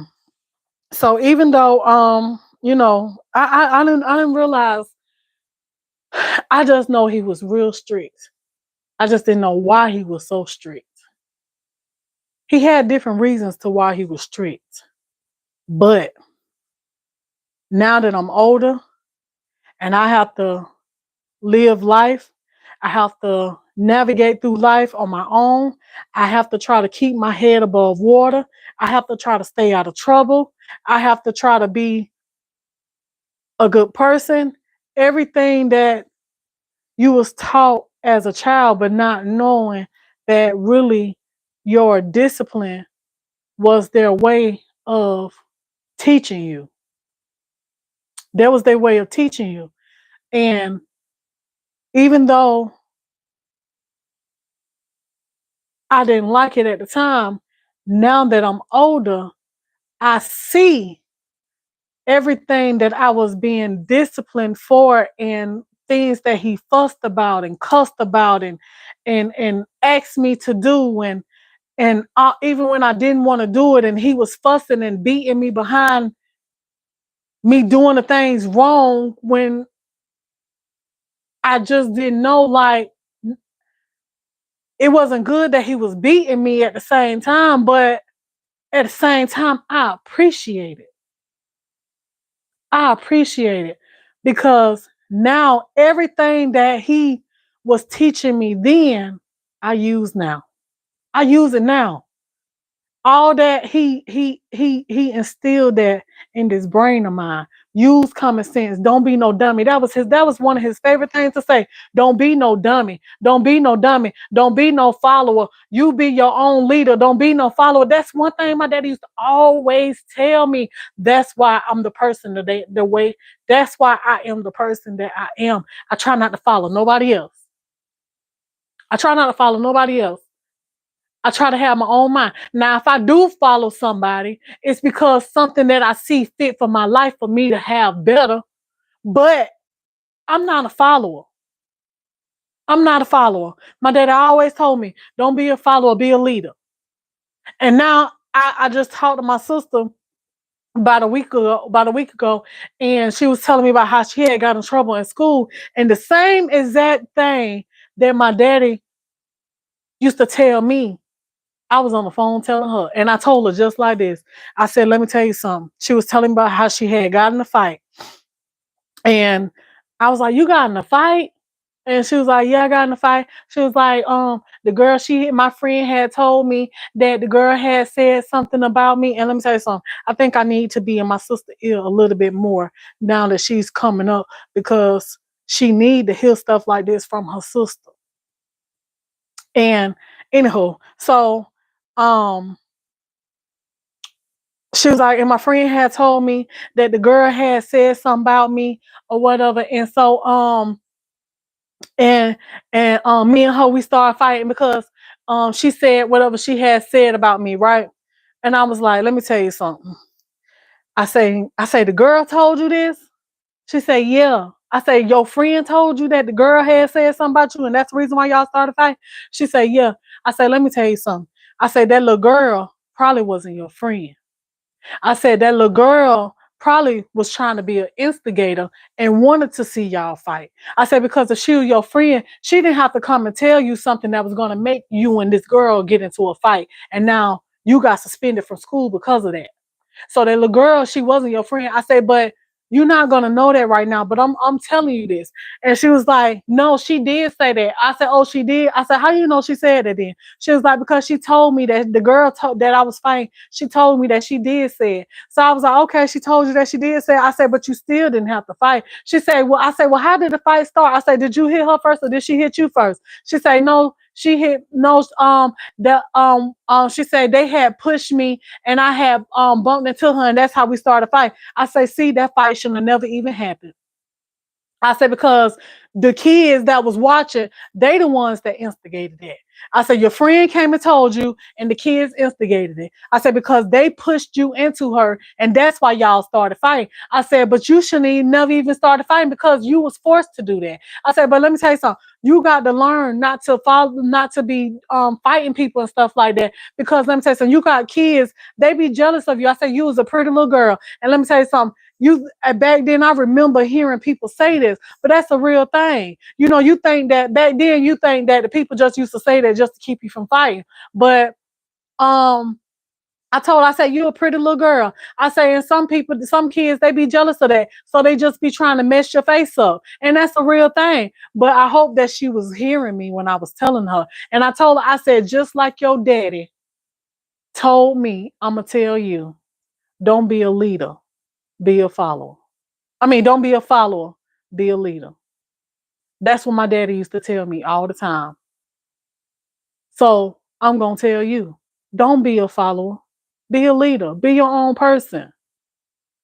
I said, you hear me? She said, yeah. I said, okay. I said, I ain't got nothing else to say about it. I said, because from now on out, I know you're going to do better. So, it's just, I thank God for my raising. I do. My parents, they were strict. They was hard. They ain't want us to go nowhere. When we did go somewhere, mama, she wasn't no better. My mama wasn't no better. My mama was just like her mama. My mama, she did not allow us to go and stay the night with nobody. I know me, but my mama didn't allow us to go stay the night with nobody. When we did, girl, mama be done found some everything for us to do around the house before we even leave, honey. Let me tell you something. And I kind of think I would be that way too, because even with my husband, sometimes I don't be want to keep my husband from getting out in the streets and having a good time, trying to keep him in the house, but I just don't be want him to get out here in this trouble. I don't want him to get out amongst these people in this trouble, because people don't mean you no good. And you get out there looking better than them, or you get out there looking expensive or looking a certain type of way, they be trying to come at you for that. You know what I'm saying? So I don't be want my husband to get out there knowing he worked hard for everything that he got. You ain't got to get out here amongst these people that don't give two shits about you, and be looking how you be looking, and then they be ready to come and get it. You know what I'm saying? Like, stay home. Save your good shit for when we go on our trips and stuff. Let me tell you something. I ain't all into having to be out here amongst the people like that. I ain't got to be going to no club, no bars, no, all this entertainment and stuff like that they be doing right. I ain't got to be doing all that, because I'm happy and comfortable in my home. I know I can't protect my husband forever, but like I said, I know I probably would be just like my mama, because like my husband, when he be wanting to get out and stuff like that, I be trying to ask him to do some of everything before he even leave. And it's not that I be intentionally doing it. It's just natural of me doing it, because that's how my mama was with us. Before we was able to go and stay the night with somebody, girl, we could be done ask mama, can we go before we got to school? By the time we got to school, by the time we get over there, honey, it be about 8, 9 o'clock at night. Girl, let me tell you, it be about 7, 8 o'clock in the morning. Mama come calling us. You act like you don't know how to get to the house. Mom, we just woke up. We still asleep. We still asleep. You act like you better get on to this house. We only been over here a couple of hours. Just probably just went to sleep. And she come call at 7, 8 o'clock in the morning. You act like you don't know how to get to the house. But my mama did that.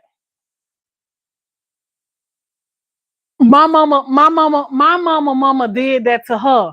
My mama did not allow her to go places and stuff. Only place my mama said she was able to go was with her older sisters. So in order for her to get out and do her little fast things and stuff and be a young girl and all of that, she had to get her sisters to come over to come and get her, so she can go and stay the night with her sisters and their kids, because my mama is the baby of all the kids. So my mama had to go and do her little dirt with her sisters. So that's the only way my mama was able to get away. But my mama was like, shoot, my mama had me out there cutting grass, but my mama just never did get in the kitchen to cook, because her mama didn't let her. But my mama had to cut grass. She had to get out on the weekend and go around and pick up cans so they could sell cans. My mama had to do stuff like that. So what my mama instilled in her is what she instilled in us. And I know I got that in me, because even with me not having children, I do it with my husband, because I don't be wanting my husband get out here in these streets, because I know the streets ain't nothing but problems. You know what I'm saying? I be wanting my husband to be at home, because last thing I be wanting is to hear anything be done happen to my husband, and I don't care who don't like it. I don't care who don't like it. It's my husband. And I try to do things to help protect my husband. I try to do things to uplift my husband, encourage my husband, keep him on the right path. And that's what good wives do. That's what good wives do. You try to keep your husband with tunnel vision. Keep your focus on your family, because even though we ain't got kids, I am your family. I'm your family. I gotta keep you on a straight and narrow path, because if I didn't, his ass would probably be doing whatever.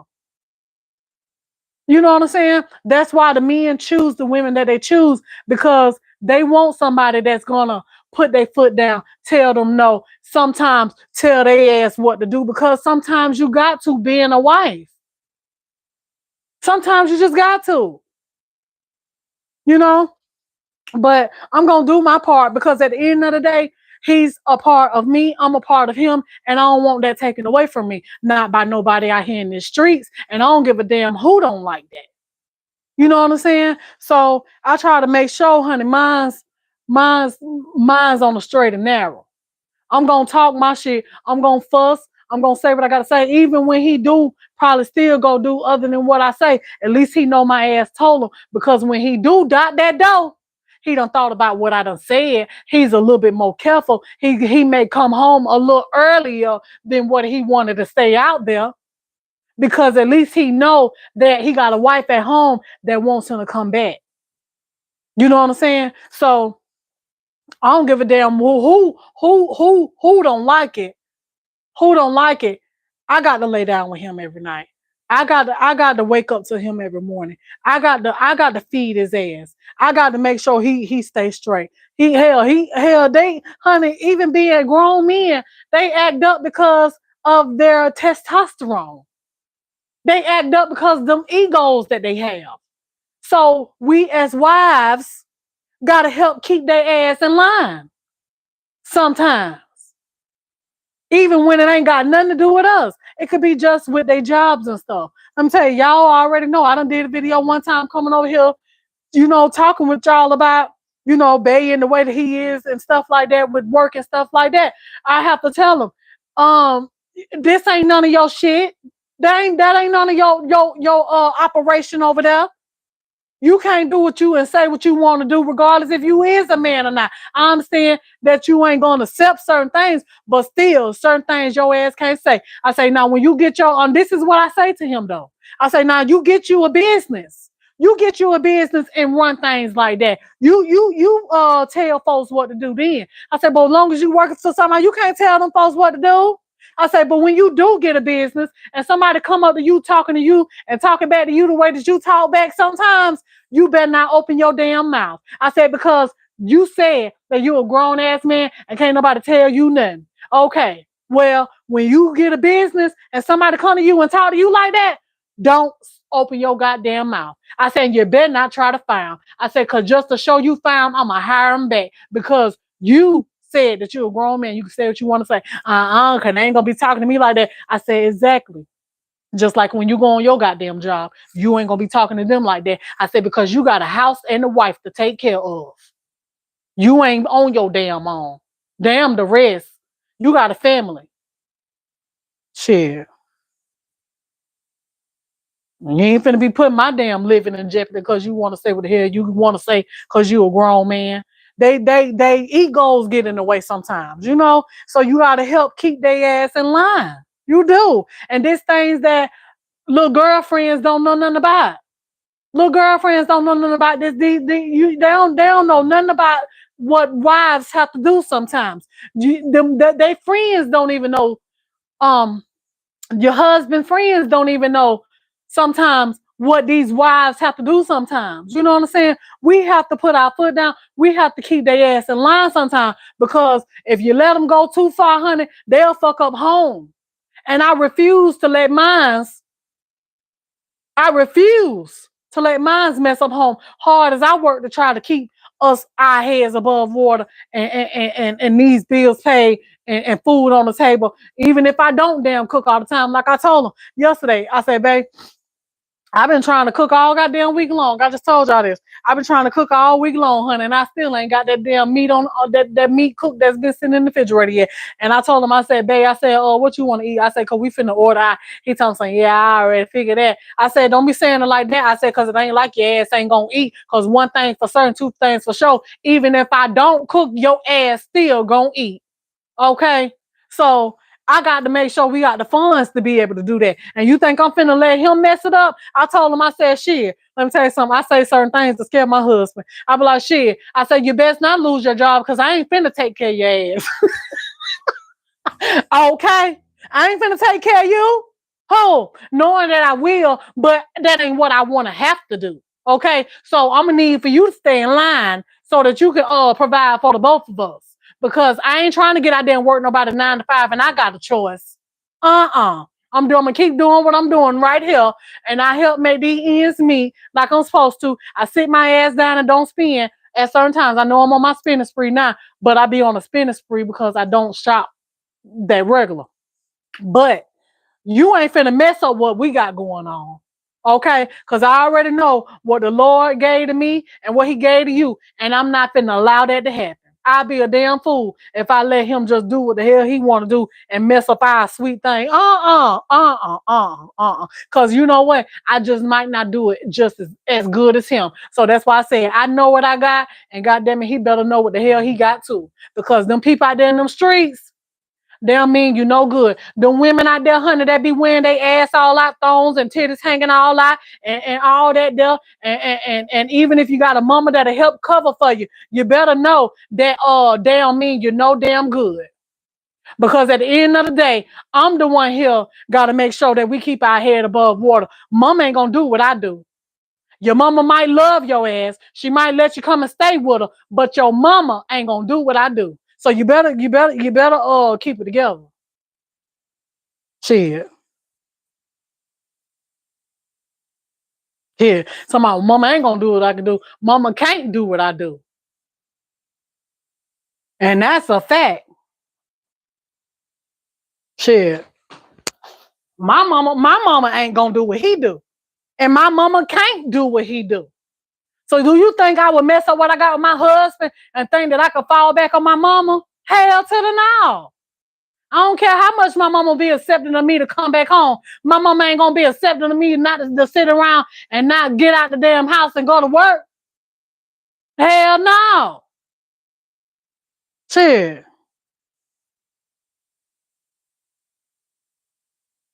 Mm-mm. Uh-uh. No.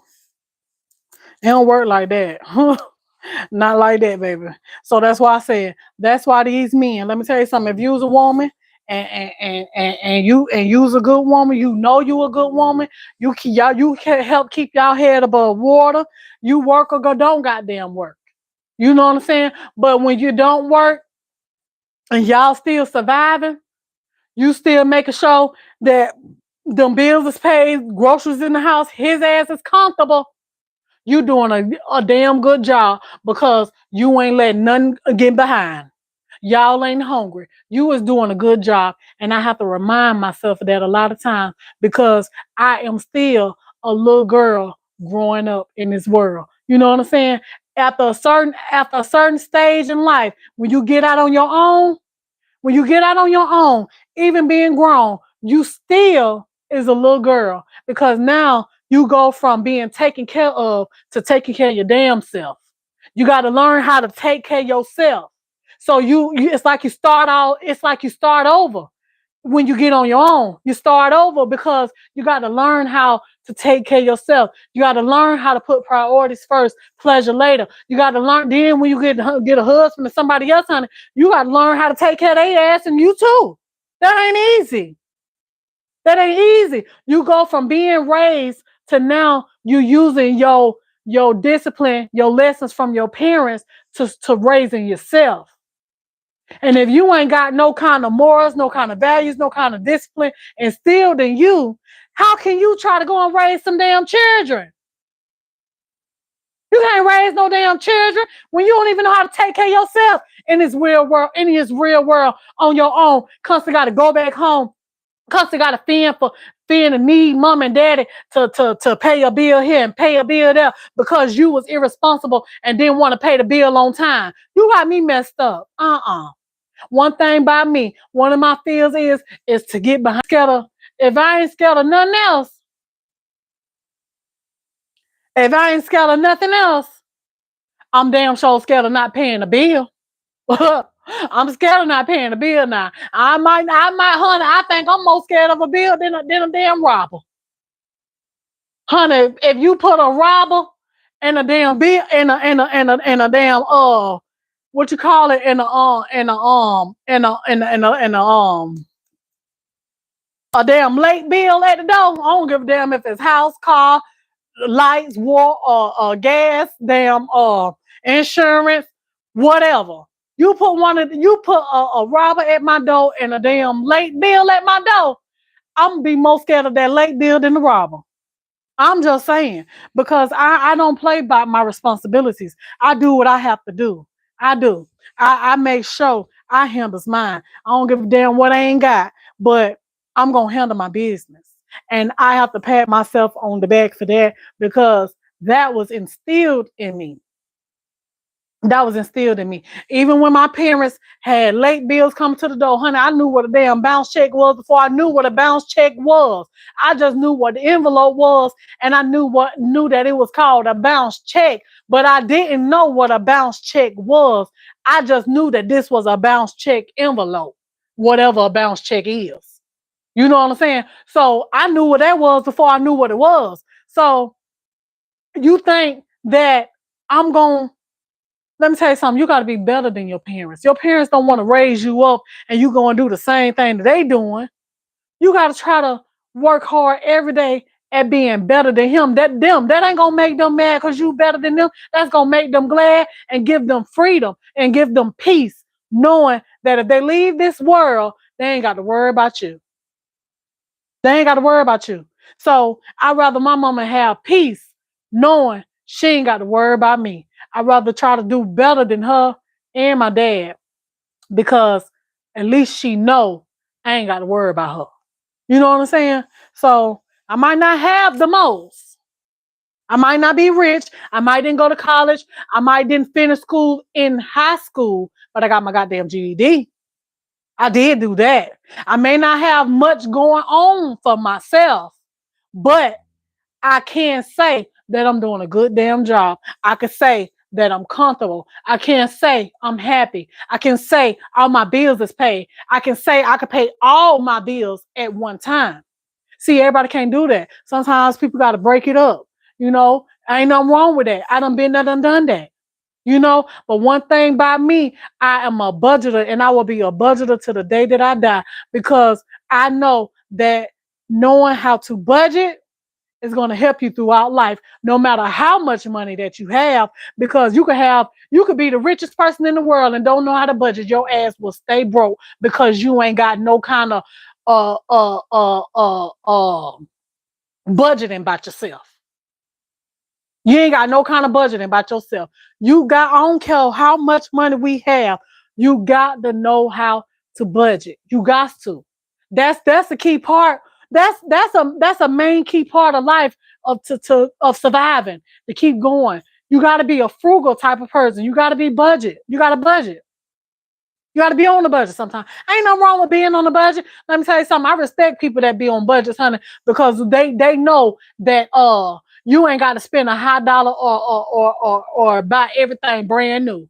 I ain't that type of person. You ain't got to buy everything brand new because your dollars don't say everything can be bought brand new. And as long as you know that, you will always be a budgeter. Because that's why I said I ain't trying to keep up with nobody else. Let me tell you something, because a person that don't know me and ones that do know me, you come to my house and look at the things that I got, you wouldn't think that it came from a damn thrift store, yard sale, Facebook Marketplace, or secondhand something.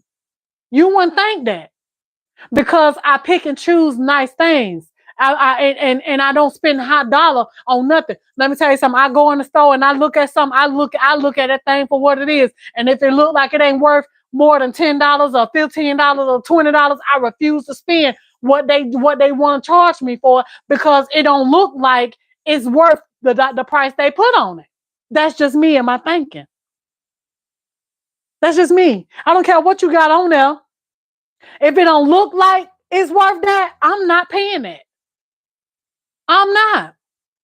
And I ain't said I'm going in there to steal it, honey. It's going to sit right there for the fool that want to buy. And then when I go to the thrift store somewhere, honey, or if I, just like I told y'all, let me tell you something. God loved me so much and I love God.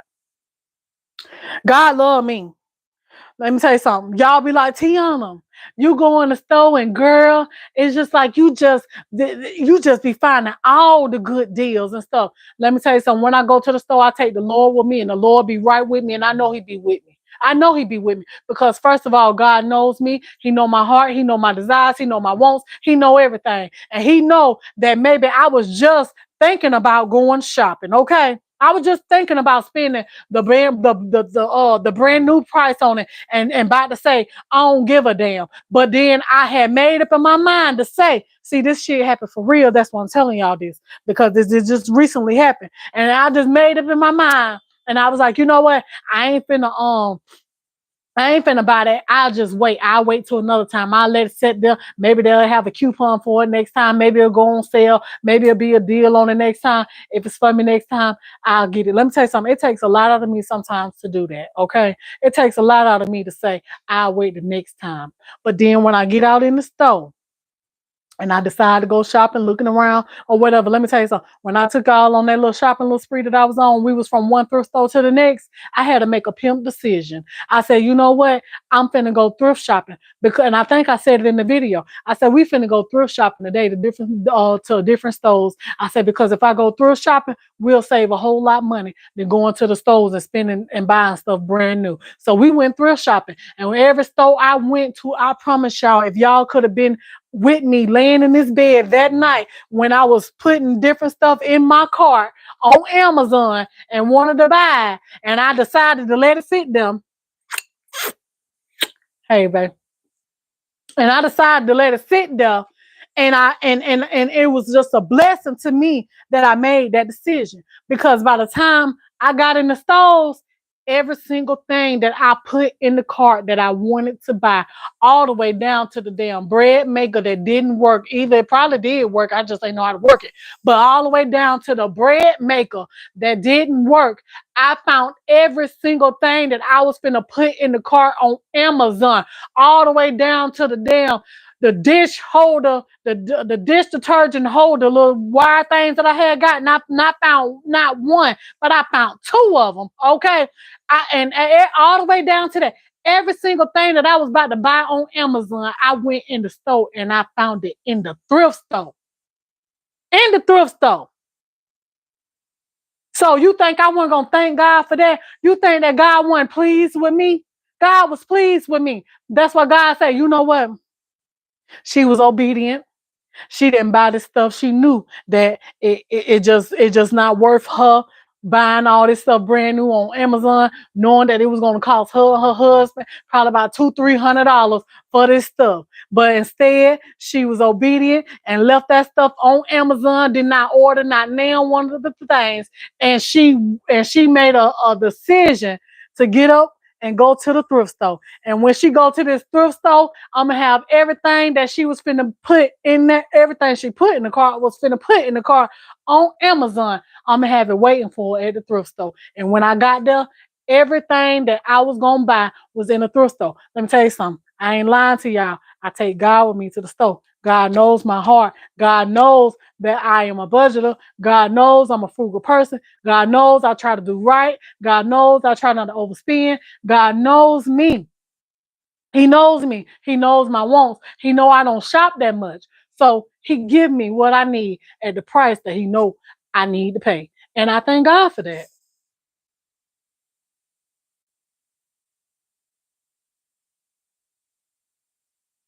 Exactly, honey. That's why I say all the time.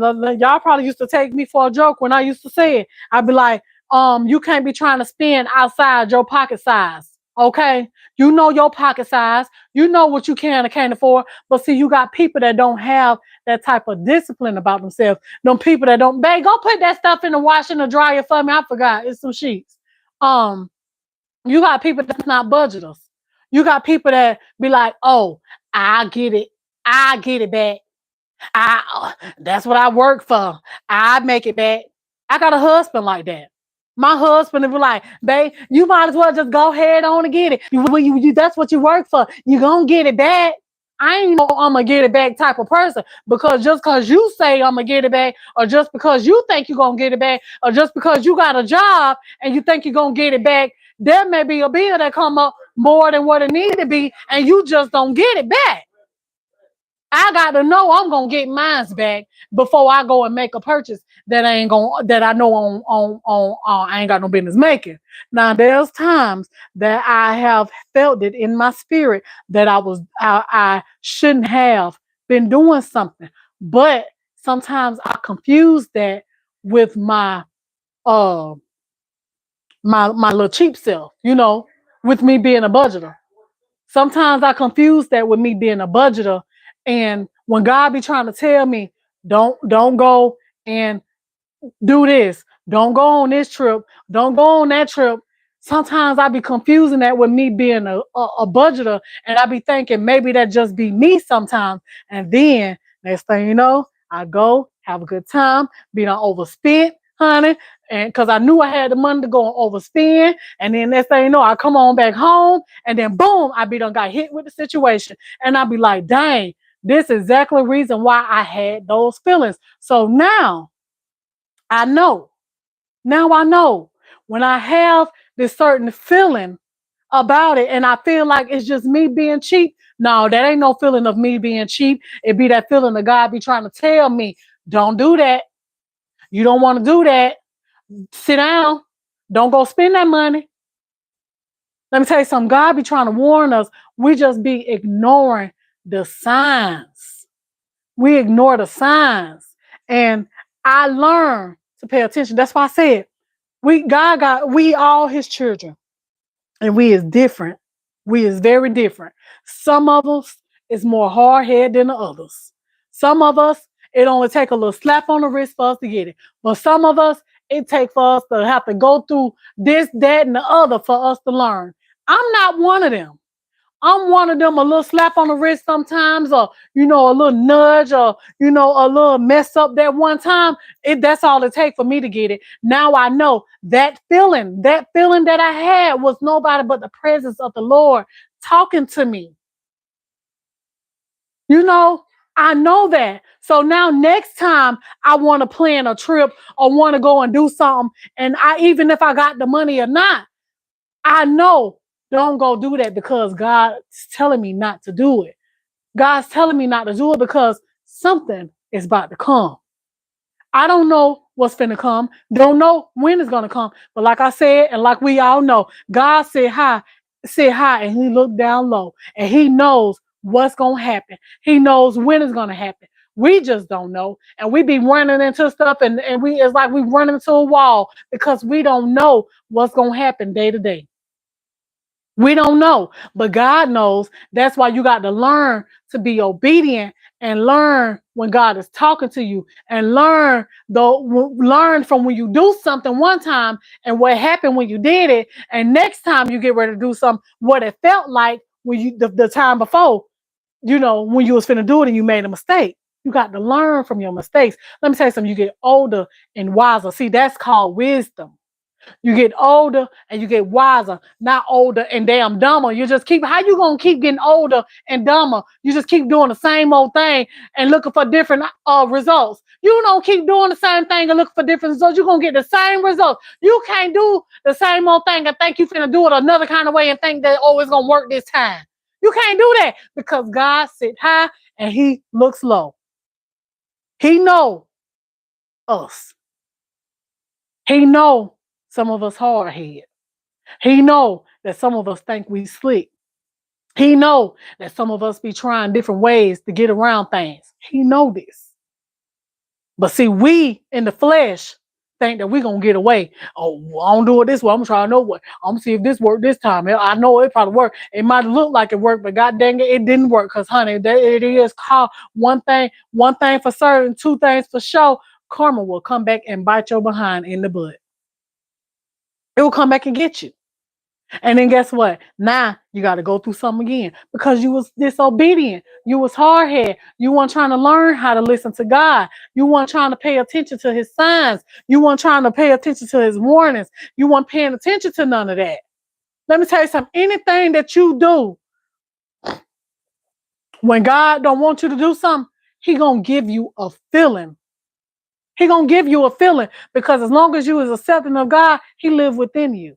So God going to give you that feeling of it ain't right or you shouldn't do that. You just don't recognize that feeling because of whatever your reason is. But like I said, for my reasoning, when I'm not supposed to do certain things or buy certain things, I be thinking sometimes that, oh, you're just too cheap. You don't want to buy it. You don't want to spend, you know what I'm saying? But sometimes that don't be what it is.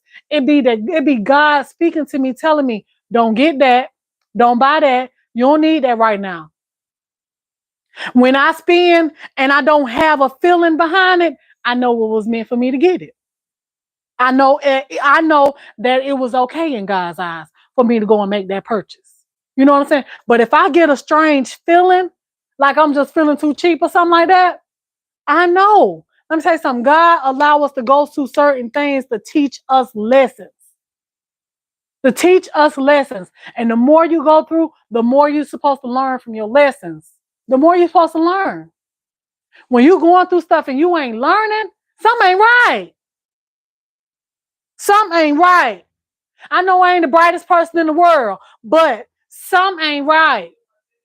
You got to learn from your life lessons. Your life lessons be your discipline from God. God have to allow us go through certain things in life to discipline us for us to learn from our mistakes. We just like children to him. We is his children. No matter how old you is, I don't care if you 8 or 9 years old, you still is a child in God's eyes. We all still make childish mistakes. So we have to learn from our mistakes anytime we make one. And God will test us to see if you learn from your mistakes. See, God tests us for discipline, and he tests us for discipline. If you learn from your discipline, then for his blessings. God don't just give us stuff, just give it to us. That's the case. None of us will have no worries in the world. None of us. But no matter where you at in your life, if you living, your bills paid, you got food on your table, you got heat, I don't care if you're going from one paycheck to the next. If you is comfortable and your bills is paid. And one thing about me, Valentine's Day coming up. And it was one lady, she gonna tell me something, Valentine's Day is every day when you're married. I understand that. But certain things I like to celebrate. Can I do that? I like to celebrate certain things. I don't care if I am married.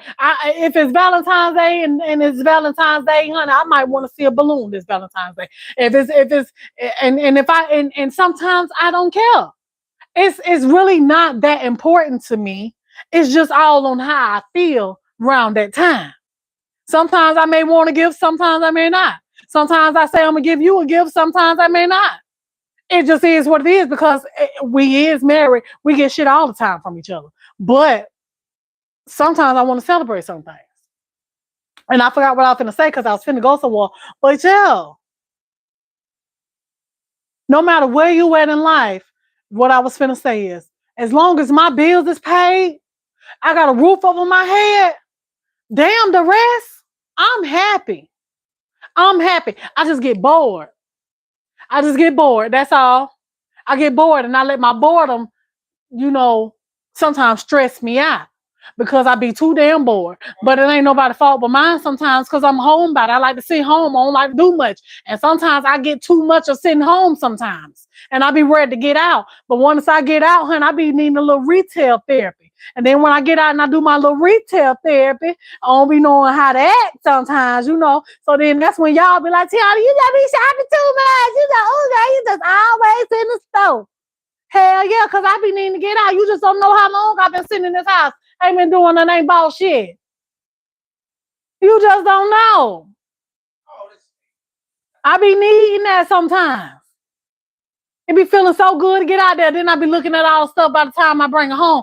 And I be like, nah, I know I ain't even need. Nah, I know I ain't even need that right there. I don't even know why I got that. I'm gonna take that back to the store. I'm finding something to do with that right there. Just done picked up all kind of stuff just because I needed to get out the house. But I'm happy long as my bills paid, baby. But one thing I'm gonna do before I go shop and before I go out to eat, I'm gonna pay my damn bills. I don't give a damn, honey. I don't give a damn who said that you ain't got to pay the whole thing. This time you can pay half of it and pay the rest next time. Cause one thing I don't want for it to be. That's why I get on goddamn automatic draft on bills that I know gonna stay the same. Cause as long as my bills say one thing, let me tell you something. Every time cable come around, they be like, "Oh, it's time to renew your cable membership. Which one do you want to be on?" I'm like, "Which one is closest to what I already got? That way I ain't got no slow speed, and I'm gonna be saving some more money." Oh, we got this.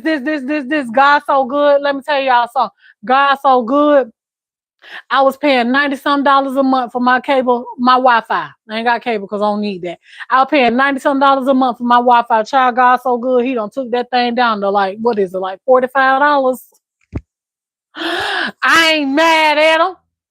$45. That lady said, "Oh, we got one for 40 some dollars." I said, "Give me that right there. It's the same thing. Yeah, it's the same thing you got. I ain't got to change no boxes. I know you ain't got to. Give me that right there." Okay, God is good. God know when he need to cut back on some bills sometimes for you. You know what I'm saying? That don't be nobody but God be doing that. Because God know that something else finna go up.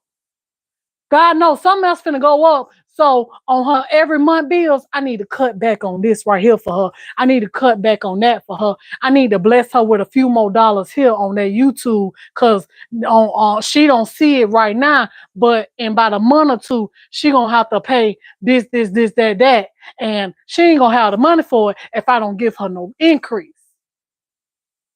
If I don't give her no increase, so God be giving me that increase that I be needing to help. God, I'm telling you, God take care of us. And I thank God for that. God take good, when I tell you God take good care of me, God take good care of me. And when him taking good care of me, I take good care of my husband. Now I may not do the most in his eyes, but I take good care of my husband. Cause long as I ain't without, his ass ain't gonna be without. I thank God. Let me tell you something. God bless us as a whole, but he bless us individually as well. I don't care if he is married. You still got your individual blessings. And as long as God bless me, I'm gonna be a blessing to my husband. And when I see blessings trying to come my husband way and he being hard headed, because let me tell you something, that's why I thank God for me, my husband. Because first of all, my husband needs somebody like me because he got a little naivishness about him. You know, he's very naive. He's watchful, but he's not watchful. He don't have that eye that I have for God. So I have that eye for us. So when I see certain things happening to him, I tell my husband, be careful because it look like that the enemy is on attack. They say, I ain't even think about that. I know you did. That's why you got me. I'm here to let you know, be aware. Because this done happen, that done happen, and things done started happening back to back. To me, it's starting to look like an attack. Okay? So I need you to be aware. Be a little bit more careful. That way you won't fall into the trap. Then my husband, he started being aware. Because one thing about the enemy, when he can't get you, he gonna get somebody close to you.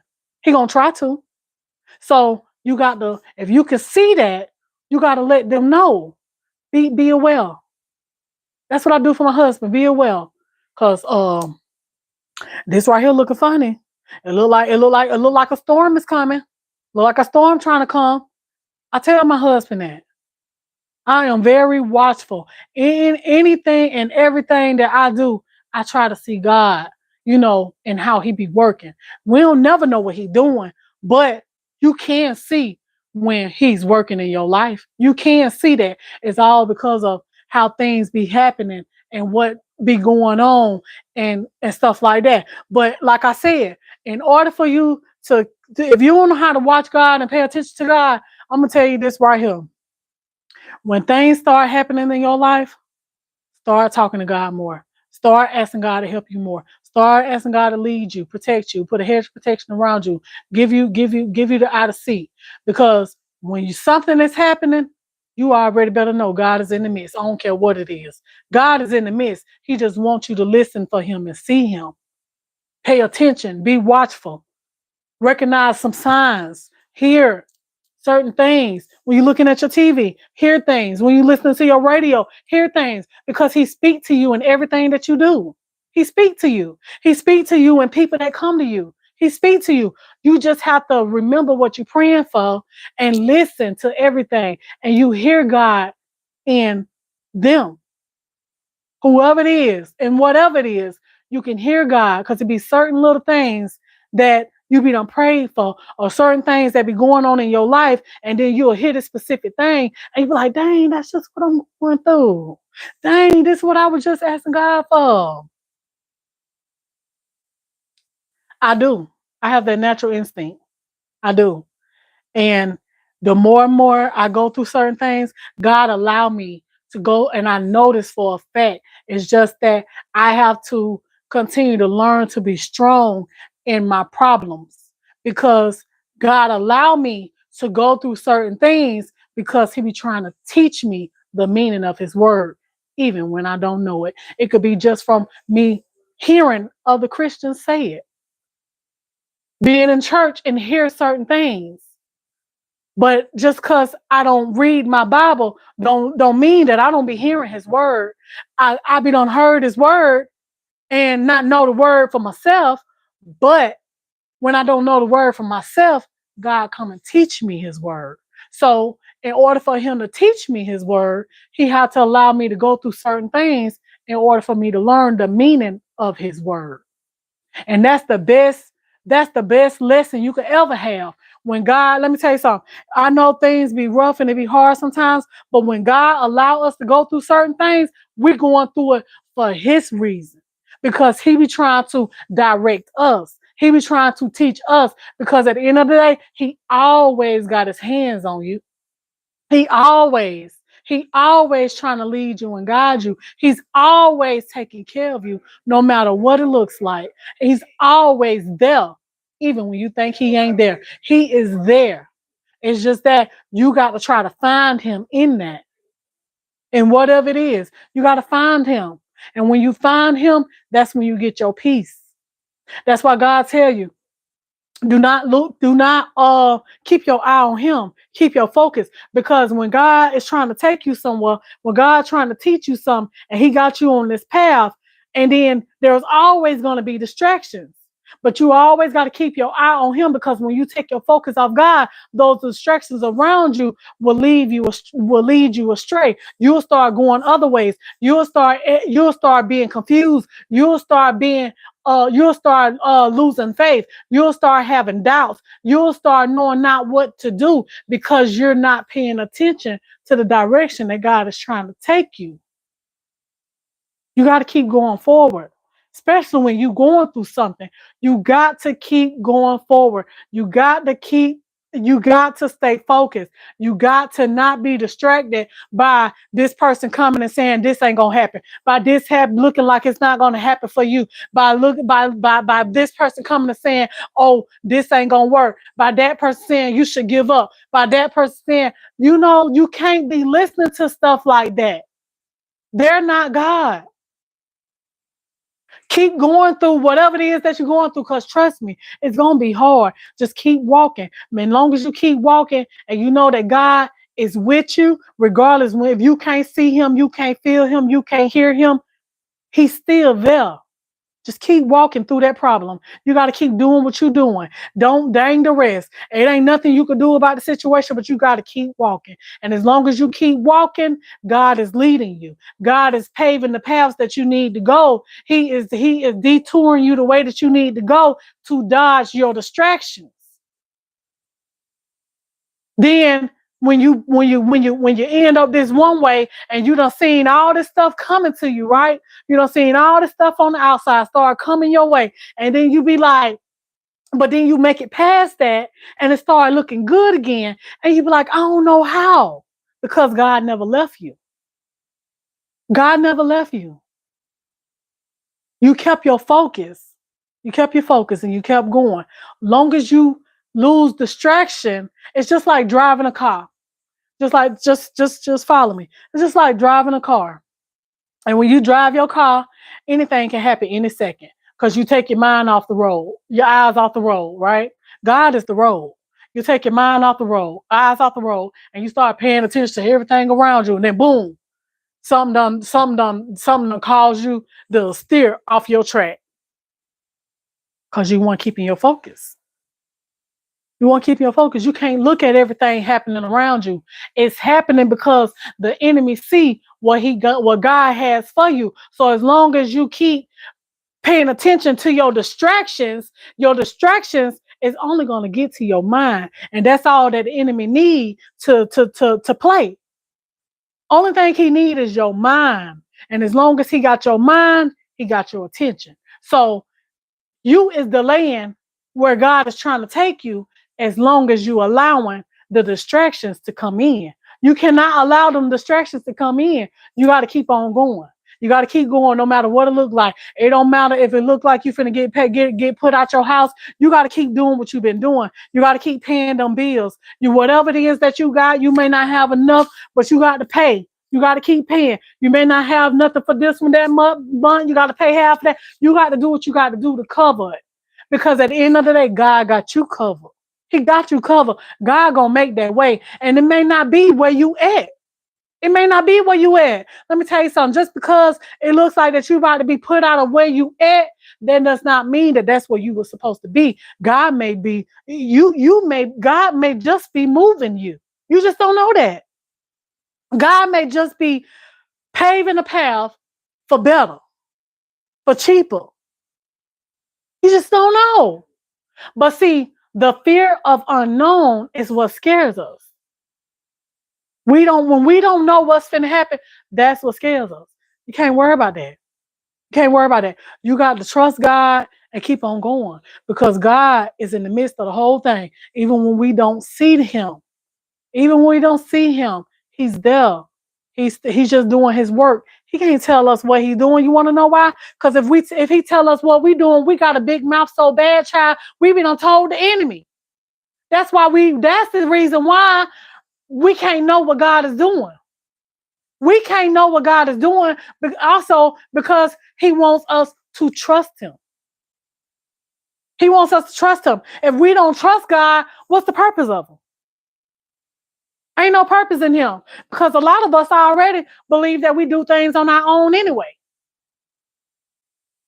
So long as you think that, you ain't going to have no reason to trust him. You're going to be wondering, who is God? There's no God. No, there is a God. And I want and try him and find out if he's real or not. God is real. I'm not where I should be in the Lord, but I'm right where I need to be in the Lord because God gonna grow me. He gonna elevate me. He gonna take me and help me get where I need to go because he know that I want to get there.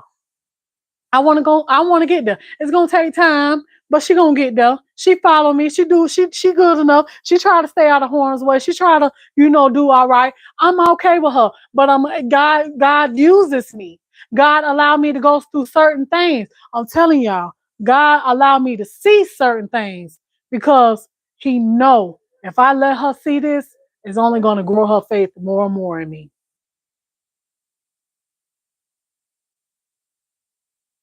You got to know, don't nothing happen without a reason. And when God allow bad things to happen, it's only for your good. God is never going to do nothing to bring you down nor hurt you. God do everything that he do to help us, to teach us, to be a blessing to us, to guide us, to lead us. God is our protector. He's going to protect us from harm's way if we follow him.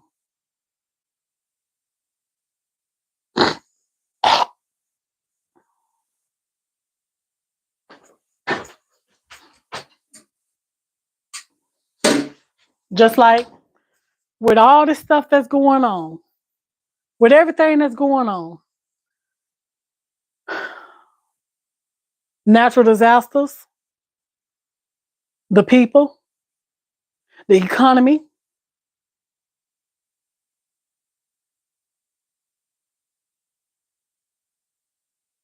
I hate to have to say this, but I'm going to say it. But you know what? I thank God for my wise friend.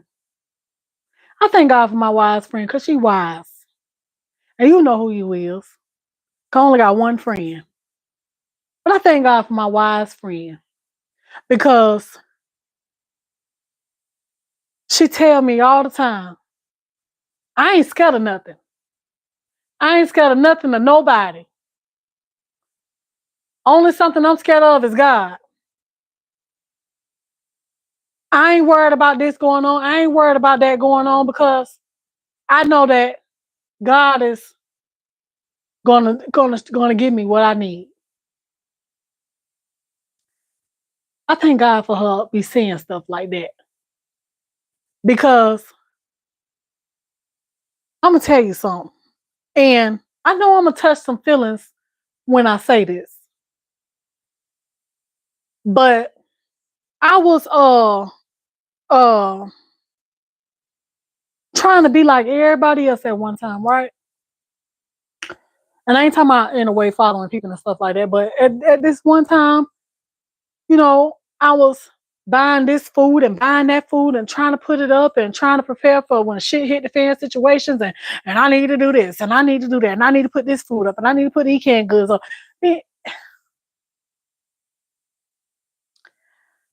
To the ones that's doing that,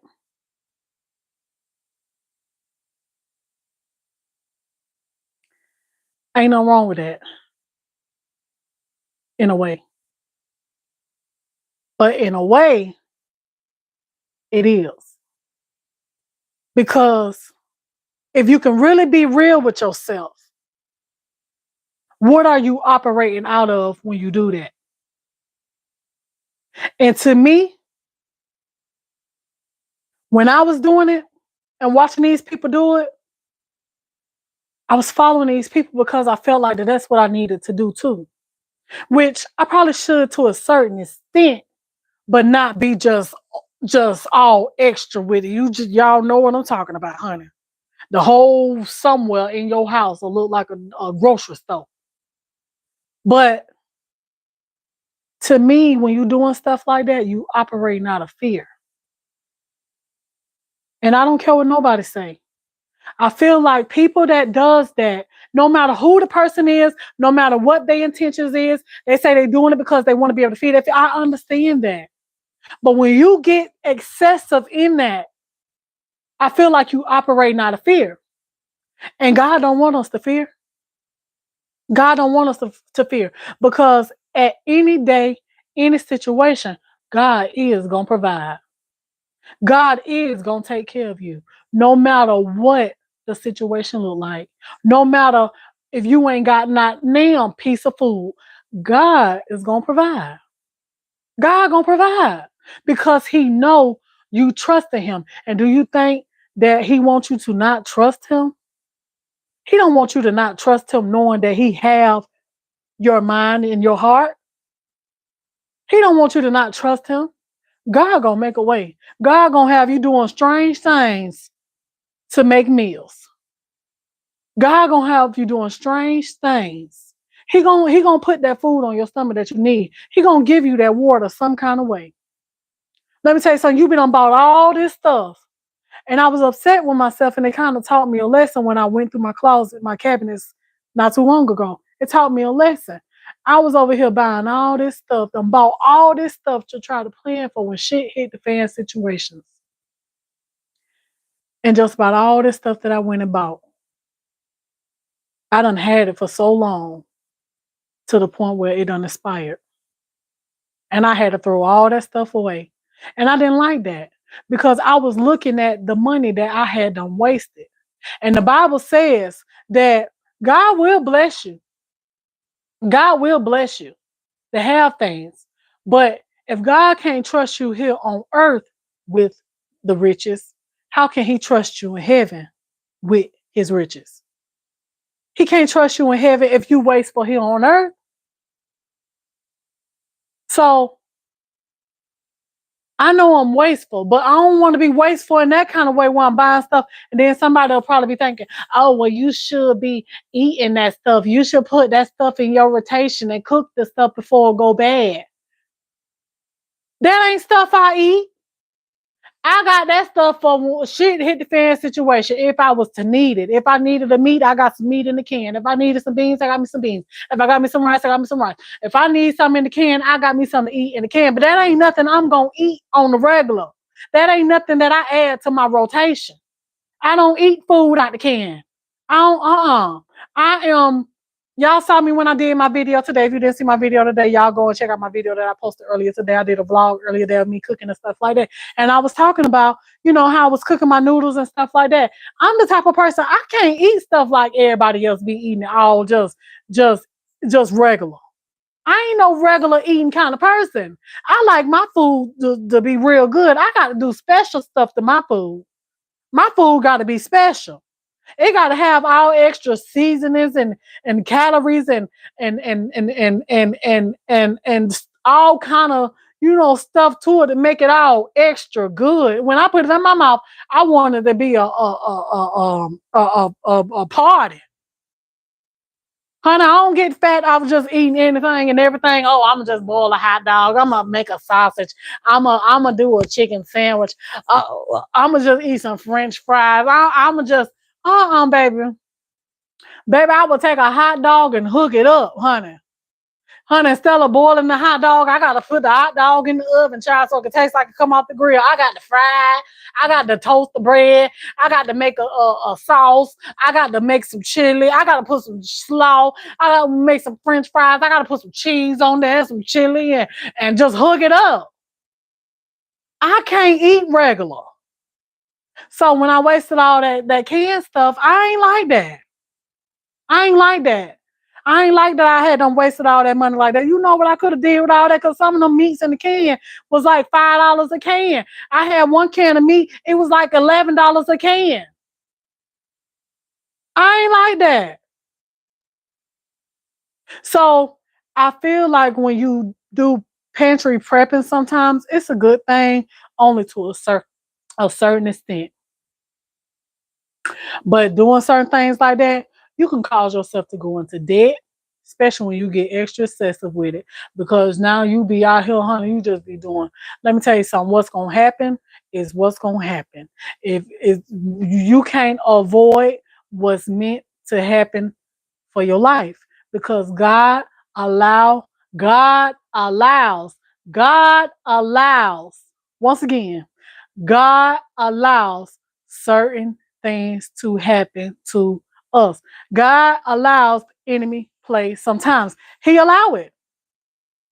He allow it to happen to get our attention, to teach us.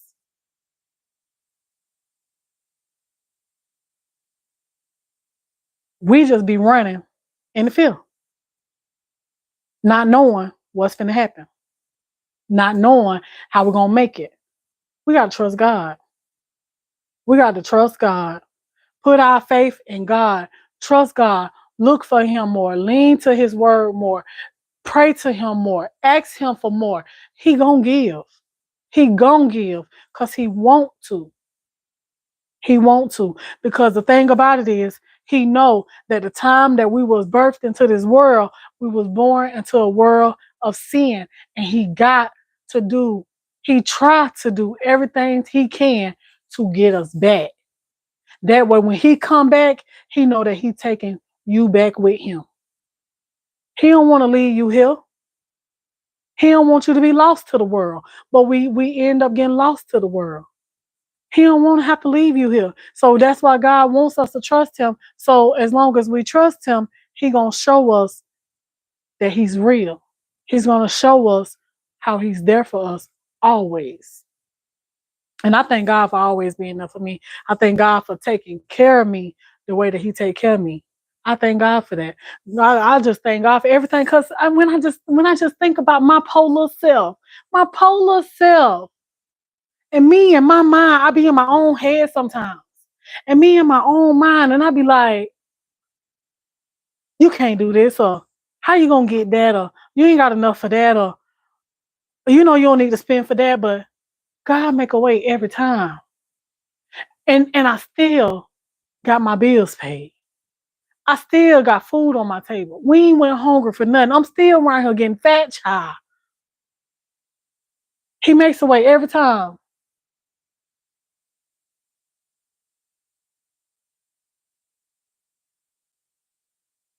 There's a lot of people talk about the Almighty from Almighty Almighty One from their mouth, but not from their heart or spirit. But just as mean and have ugly ways. That's true. But at the end of the day, regardless of those people, see, I ain't even worried about those MLBK. You want to know why? Because regardless of those people, who they hiding from? They could try to put on the act to us all the time. They're not even hiding from themselves because they know their own intentions. They already know. So I ain't worried about those people. I'm not. I'm really not even talking about those people. Those people is a non-factor to me because you can't hide from God. I don't care what it is that you're doing and what you're saying and how you talk about God, whatever. Because like God, like you know, I, the enemy know the word too. He know the word too. So I'm not talking about those people. I don't have to worry about those people. Those people does not matter to me. I don't care because I'm not worried about their intentions. I'm not worried about who they're trying to persuade. See, that's why God tell you that you got to know the difference. So when you know the difference, you ain't got to worry about that. When God give you that feeling, oh, they ain't right. Put your little distance. Don't trust them too much. I ain't worried about that. I ain't worried about them. See, we worried about the wrong thing. See, you worry about, oh, this person do this or this person do that or this person. You got to stop worrying about everybody else. You better worry about yourself. Because just because um, XYZ is over here pretending, what are you doing? You keeping your focus on XYZ so much where you can't even pay attention to what you're doing.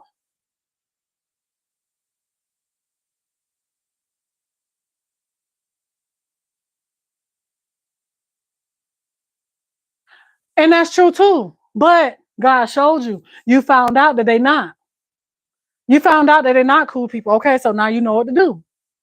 Now you know what to do. But there is those people out here. But I'm not worried about them. I'm not worried about them. They're gonna always come your way. They're gonna always. But I'm not worried about them. And as long as God gives me that discernment and let me know, hey, this person ain't right, that person ain't right, I'm gonna know how to move with you. And that's it. But I ain't finna keep my focus on, oh, that, no. But I thank God for using me today. I thank you, God, for using me and giving me these words that you have given me and dropped all this in my spirit and all that good stuff. Father, I thank you. I thank you for just using me, just talking, because I was just talking. Father, I just thank you for everything today. I thank you because I got on this live and I thought I was just gonna be over here folding clothes, putting up clothes, and I ain't did none of that. Washing clothes, cleaning up the bathroom, cleaning the house. I ain't did none of that. But I thank you, Lord, for all this here today. Whatever this is that you're doing, I thank you, Father. And I ask that you just continue to use me with the way that I am. I ask that you keep using me because I know you're using me for me and somebody else. In Jesus Christ's name I pray. Amen. But yeah, I'm done, y'all. I was just coming on. I was really only coming on here for a little bit. I don't want to keep y'all from watching that video from earlier today because I posted a vlog for y'all earlier. So uh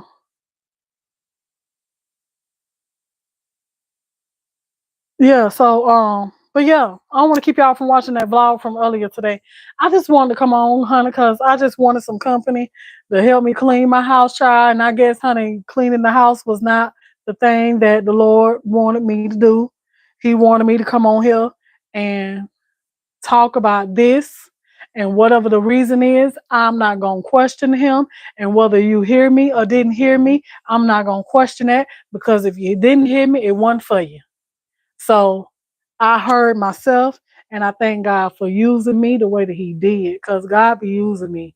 And I thank Him for using me when He be using me. Because y'all know I don't be talking this much like this, child. Y'all know I don't. But when I get to going, let me tell you something. One thing about it, when I get to go and talk about the Lord, I don't be knowing how to stop. I love to talk about God and the goodness of Him and the things that He do. Even with me being a sinner that I am, I still like to talk about the Lord. I still get a smile in my heart for talking about the Lord. And when I get off here, I'm gonna be even more happy that I talked about the Lord. You wanna know why? Because I did some work for Him today. I ain't just lay around and then say nothing to nobody. I done did a little work for Him today. So I thank God for that. But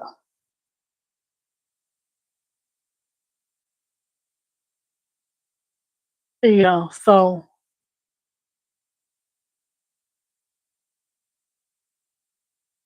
all right, y'all. So anyway, I'm finna get off here because I want y'all to go watch my vlog from earlier today. I posted a vlog. We all sinners and we all have the love of Christ and that we put on. If y'all want to stay here, I stay here because I'm still finna do my cleaning. So if y'all want to stay here, then y'all can stay here and watch me clean. Now I ain't gonna tell you that I'm finna be over here doing all this talking and stuff now, because I don't be having that much to say and stuff. But as long as I'm talking about the Lord, baby, I can talk all day. But I'm really not that talkative like that. I am, but I ain't. When something hit me, I get to talking. I'm not really like a serious talking type person. More I'm not really that serious like that. I'm serious about paying them bills, but I ain't really that serious like that. So. But if y'all want to stay here and watch me clean up and stuff, then you're more than welcome to. Until we die and on the phone die and stuff. But it's up to y'all what y'all want to do. No, because y'all need to go watch my vlog. If you ain't seen my vlog, y'all need to go and watch the other vlog if you don't stay here. The one from earlier today now. You know what? We done been here 2 hours and 43 minutes. I'm finna go. We done been here long enough. All right, y'all. Y'all don't forget. Thank y'all for giving me to a Thank y'all for giving me to 102 likes. I appreciate it. Let me get off of here so YouTube can at least consider giving me at least $5 for this video or something. I'm just saying. Because the longer I stay, the more they don't want to pay you. So let me go, y'all. All right. I love y'all. Y'all have a good one. And I'll see y'all tomorrow. Okay. Y'all have a good night. And cook some good stuff. Oh, child, I gotta get off here because I gotta go cook too. All right, peace.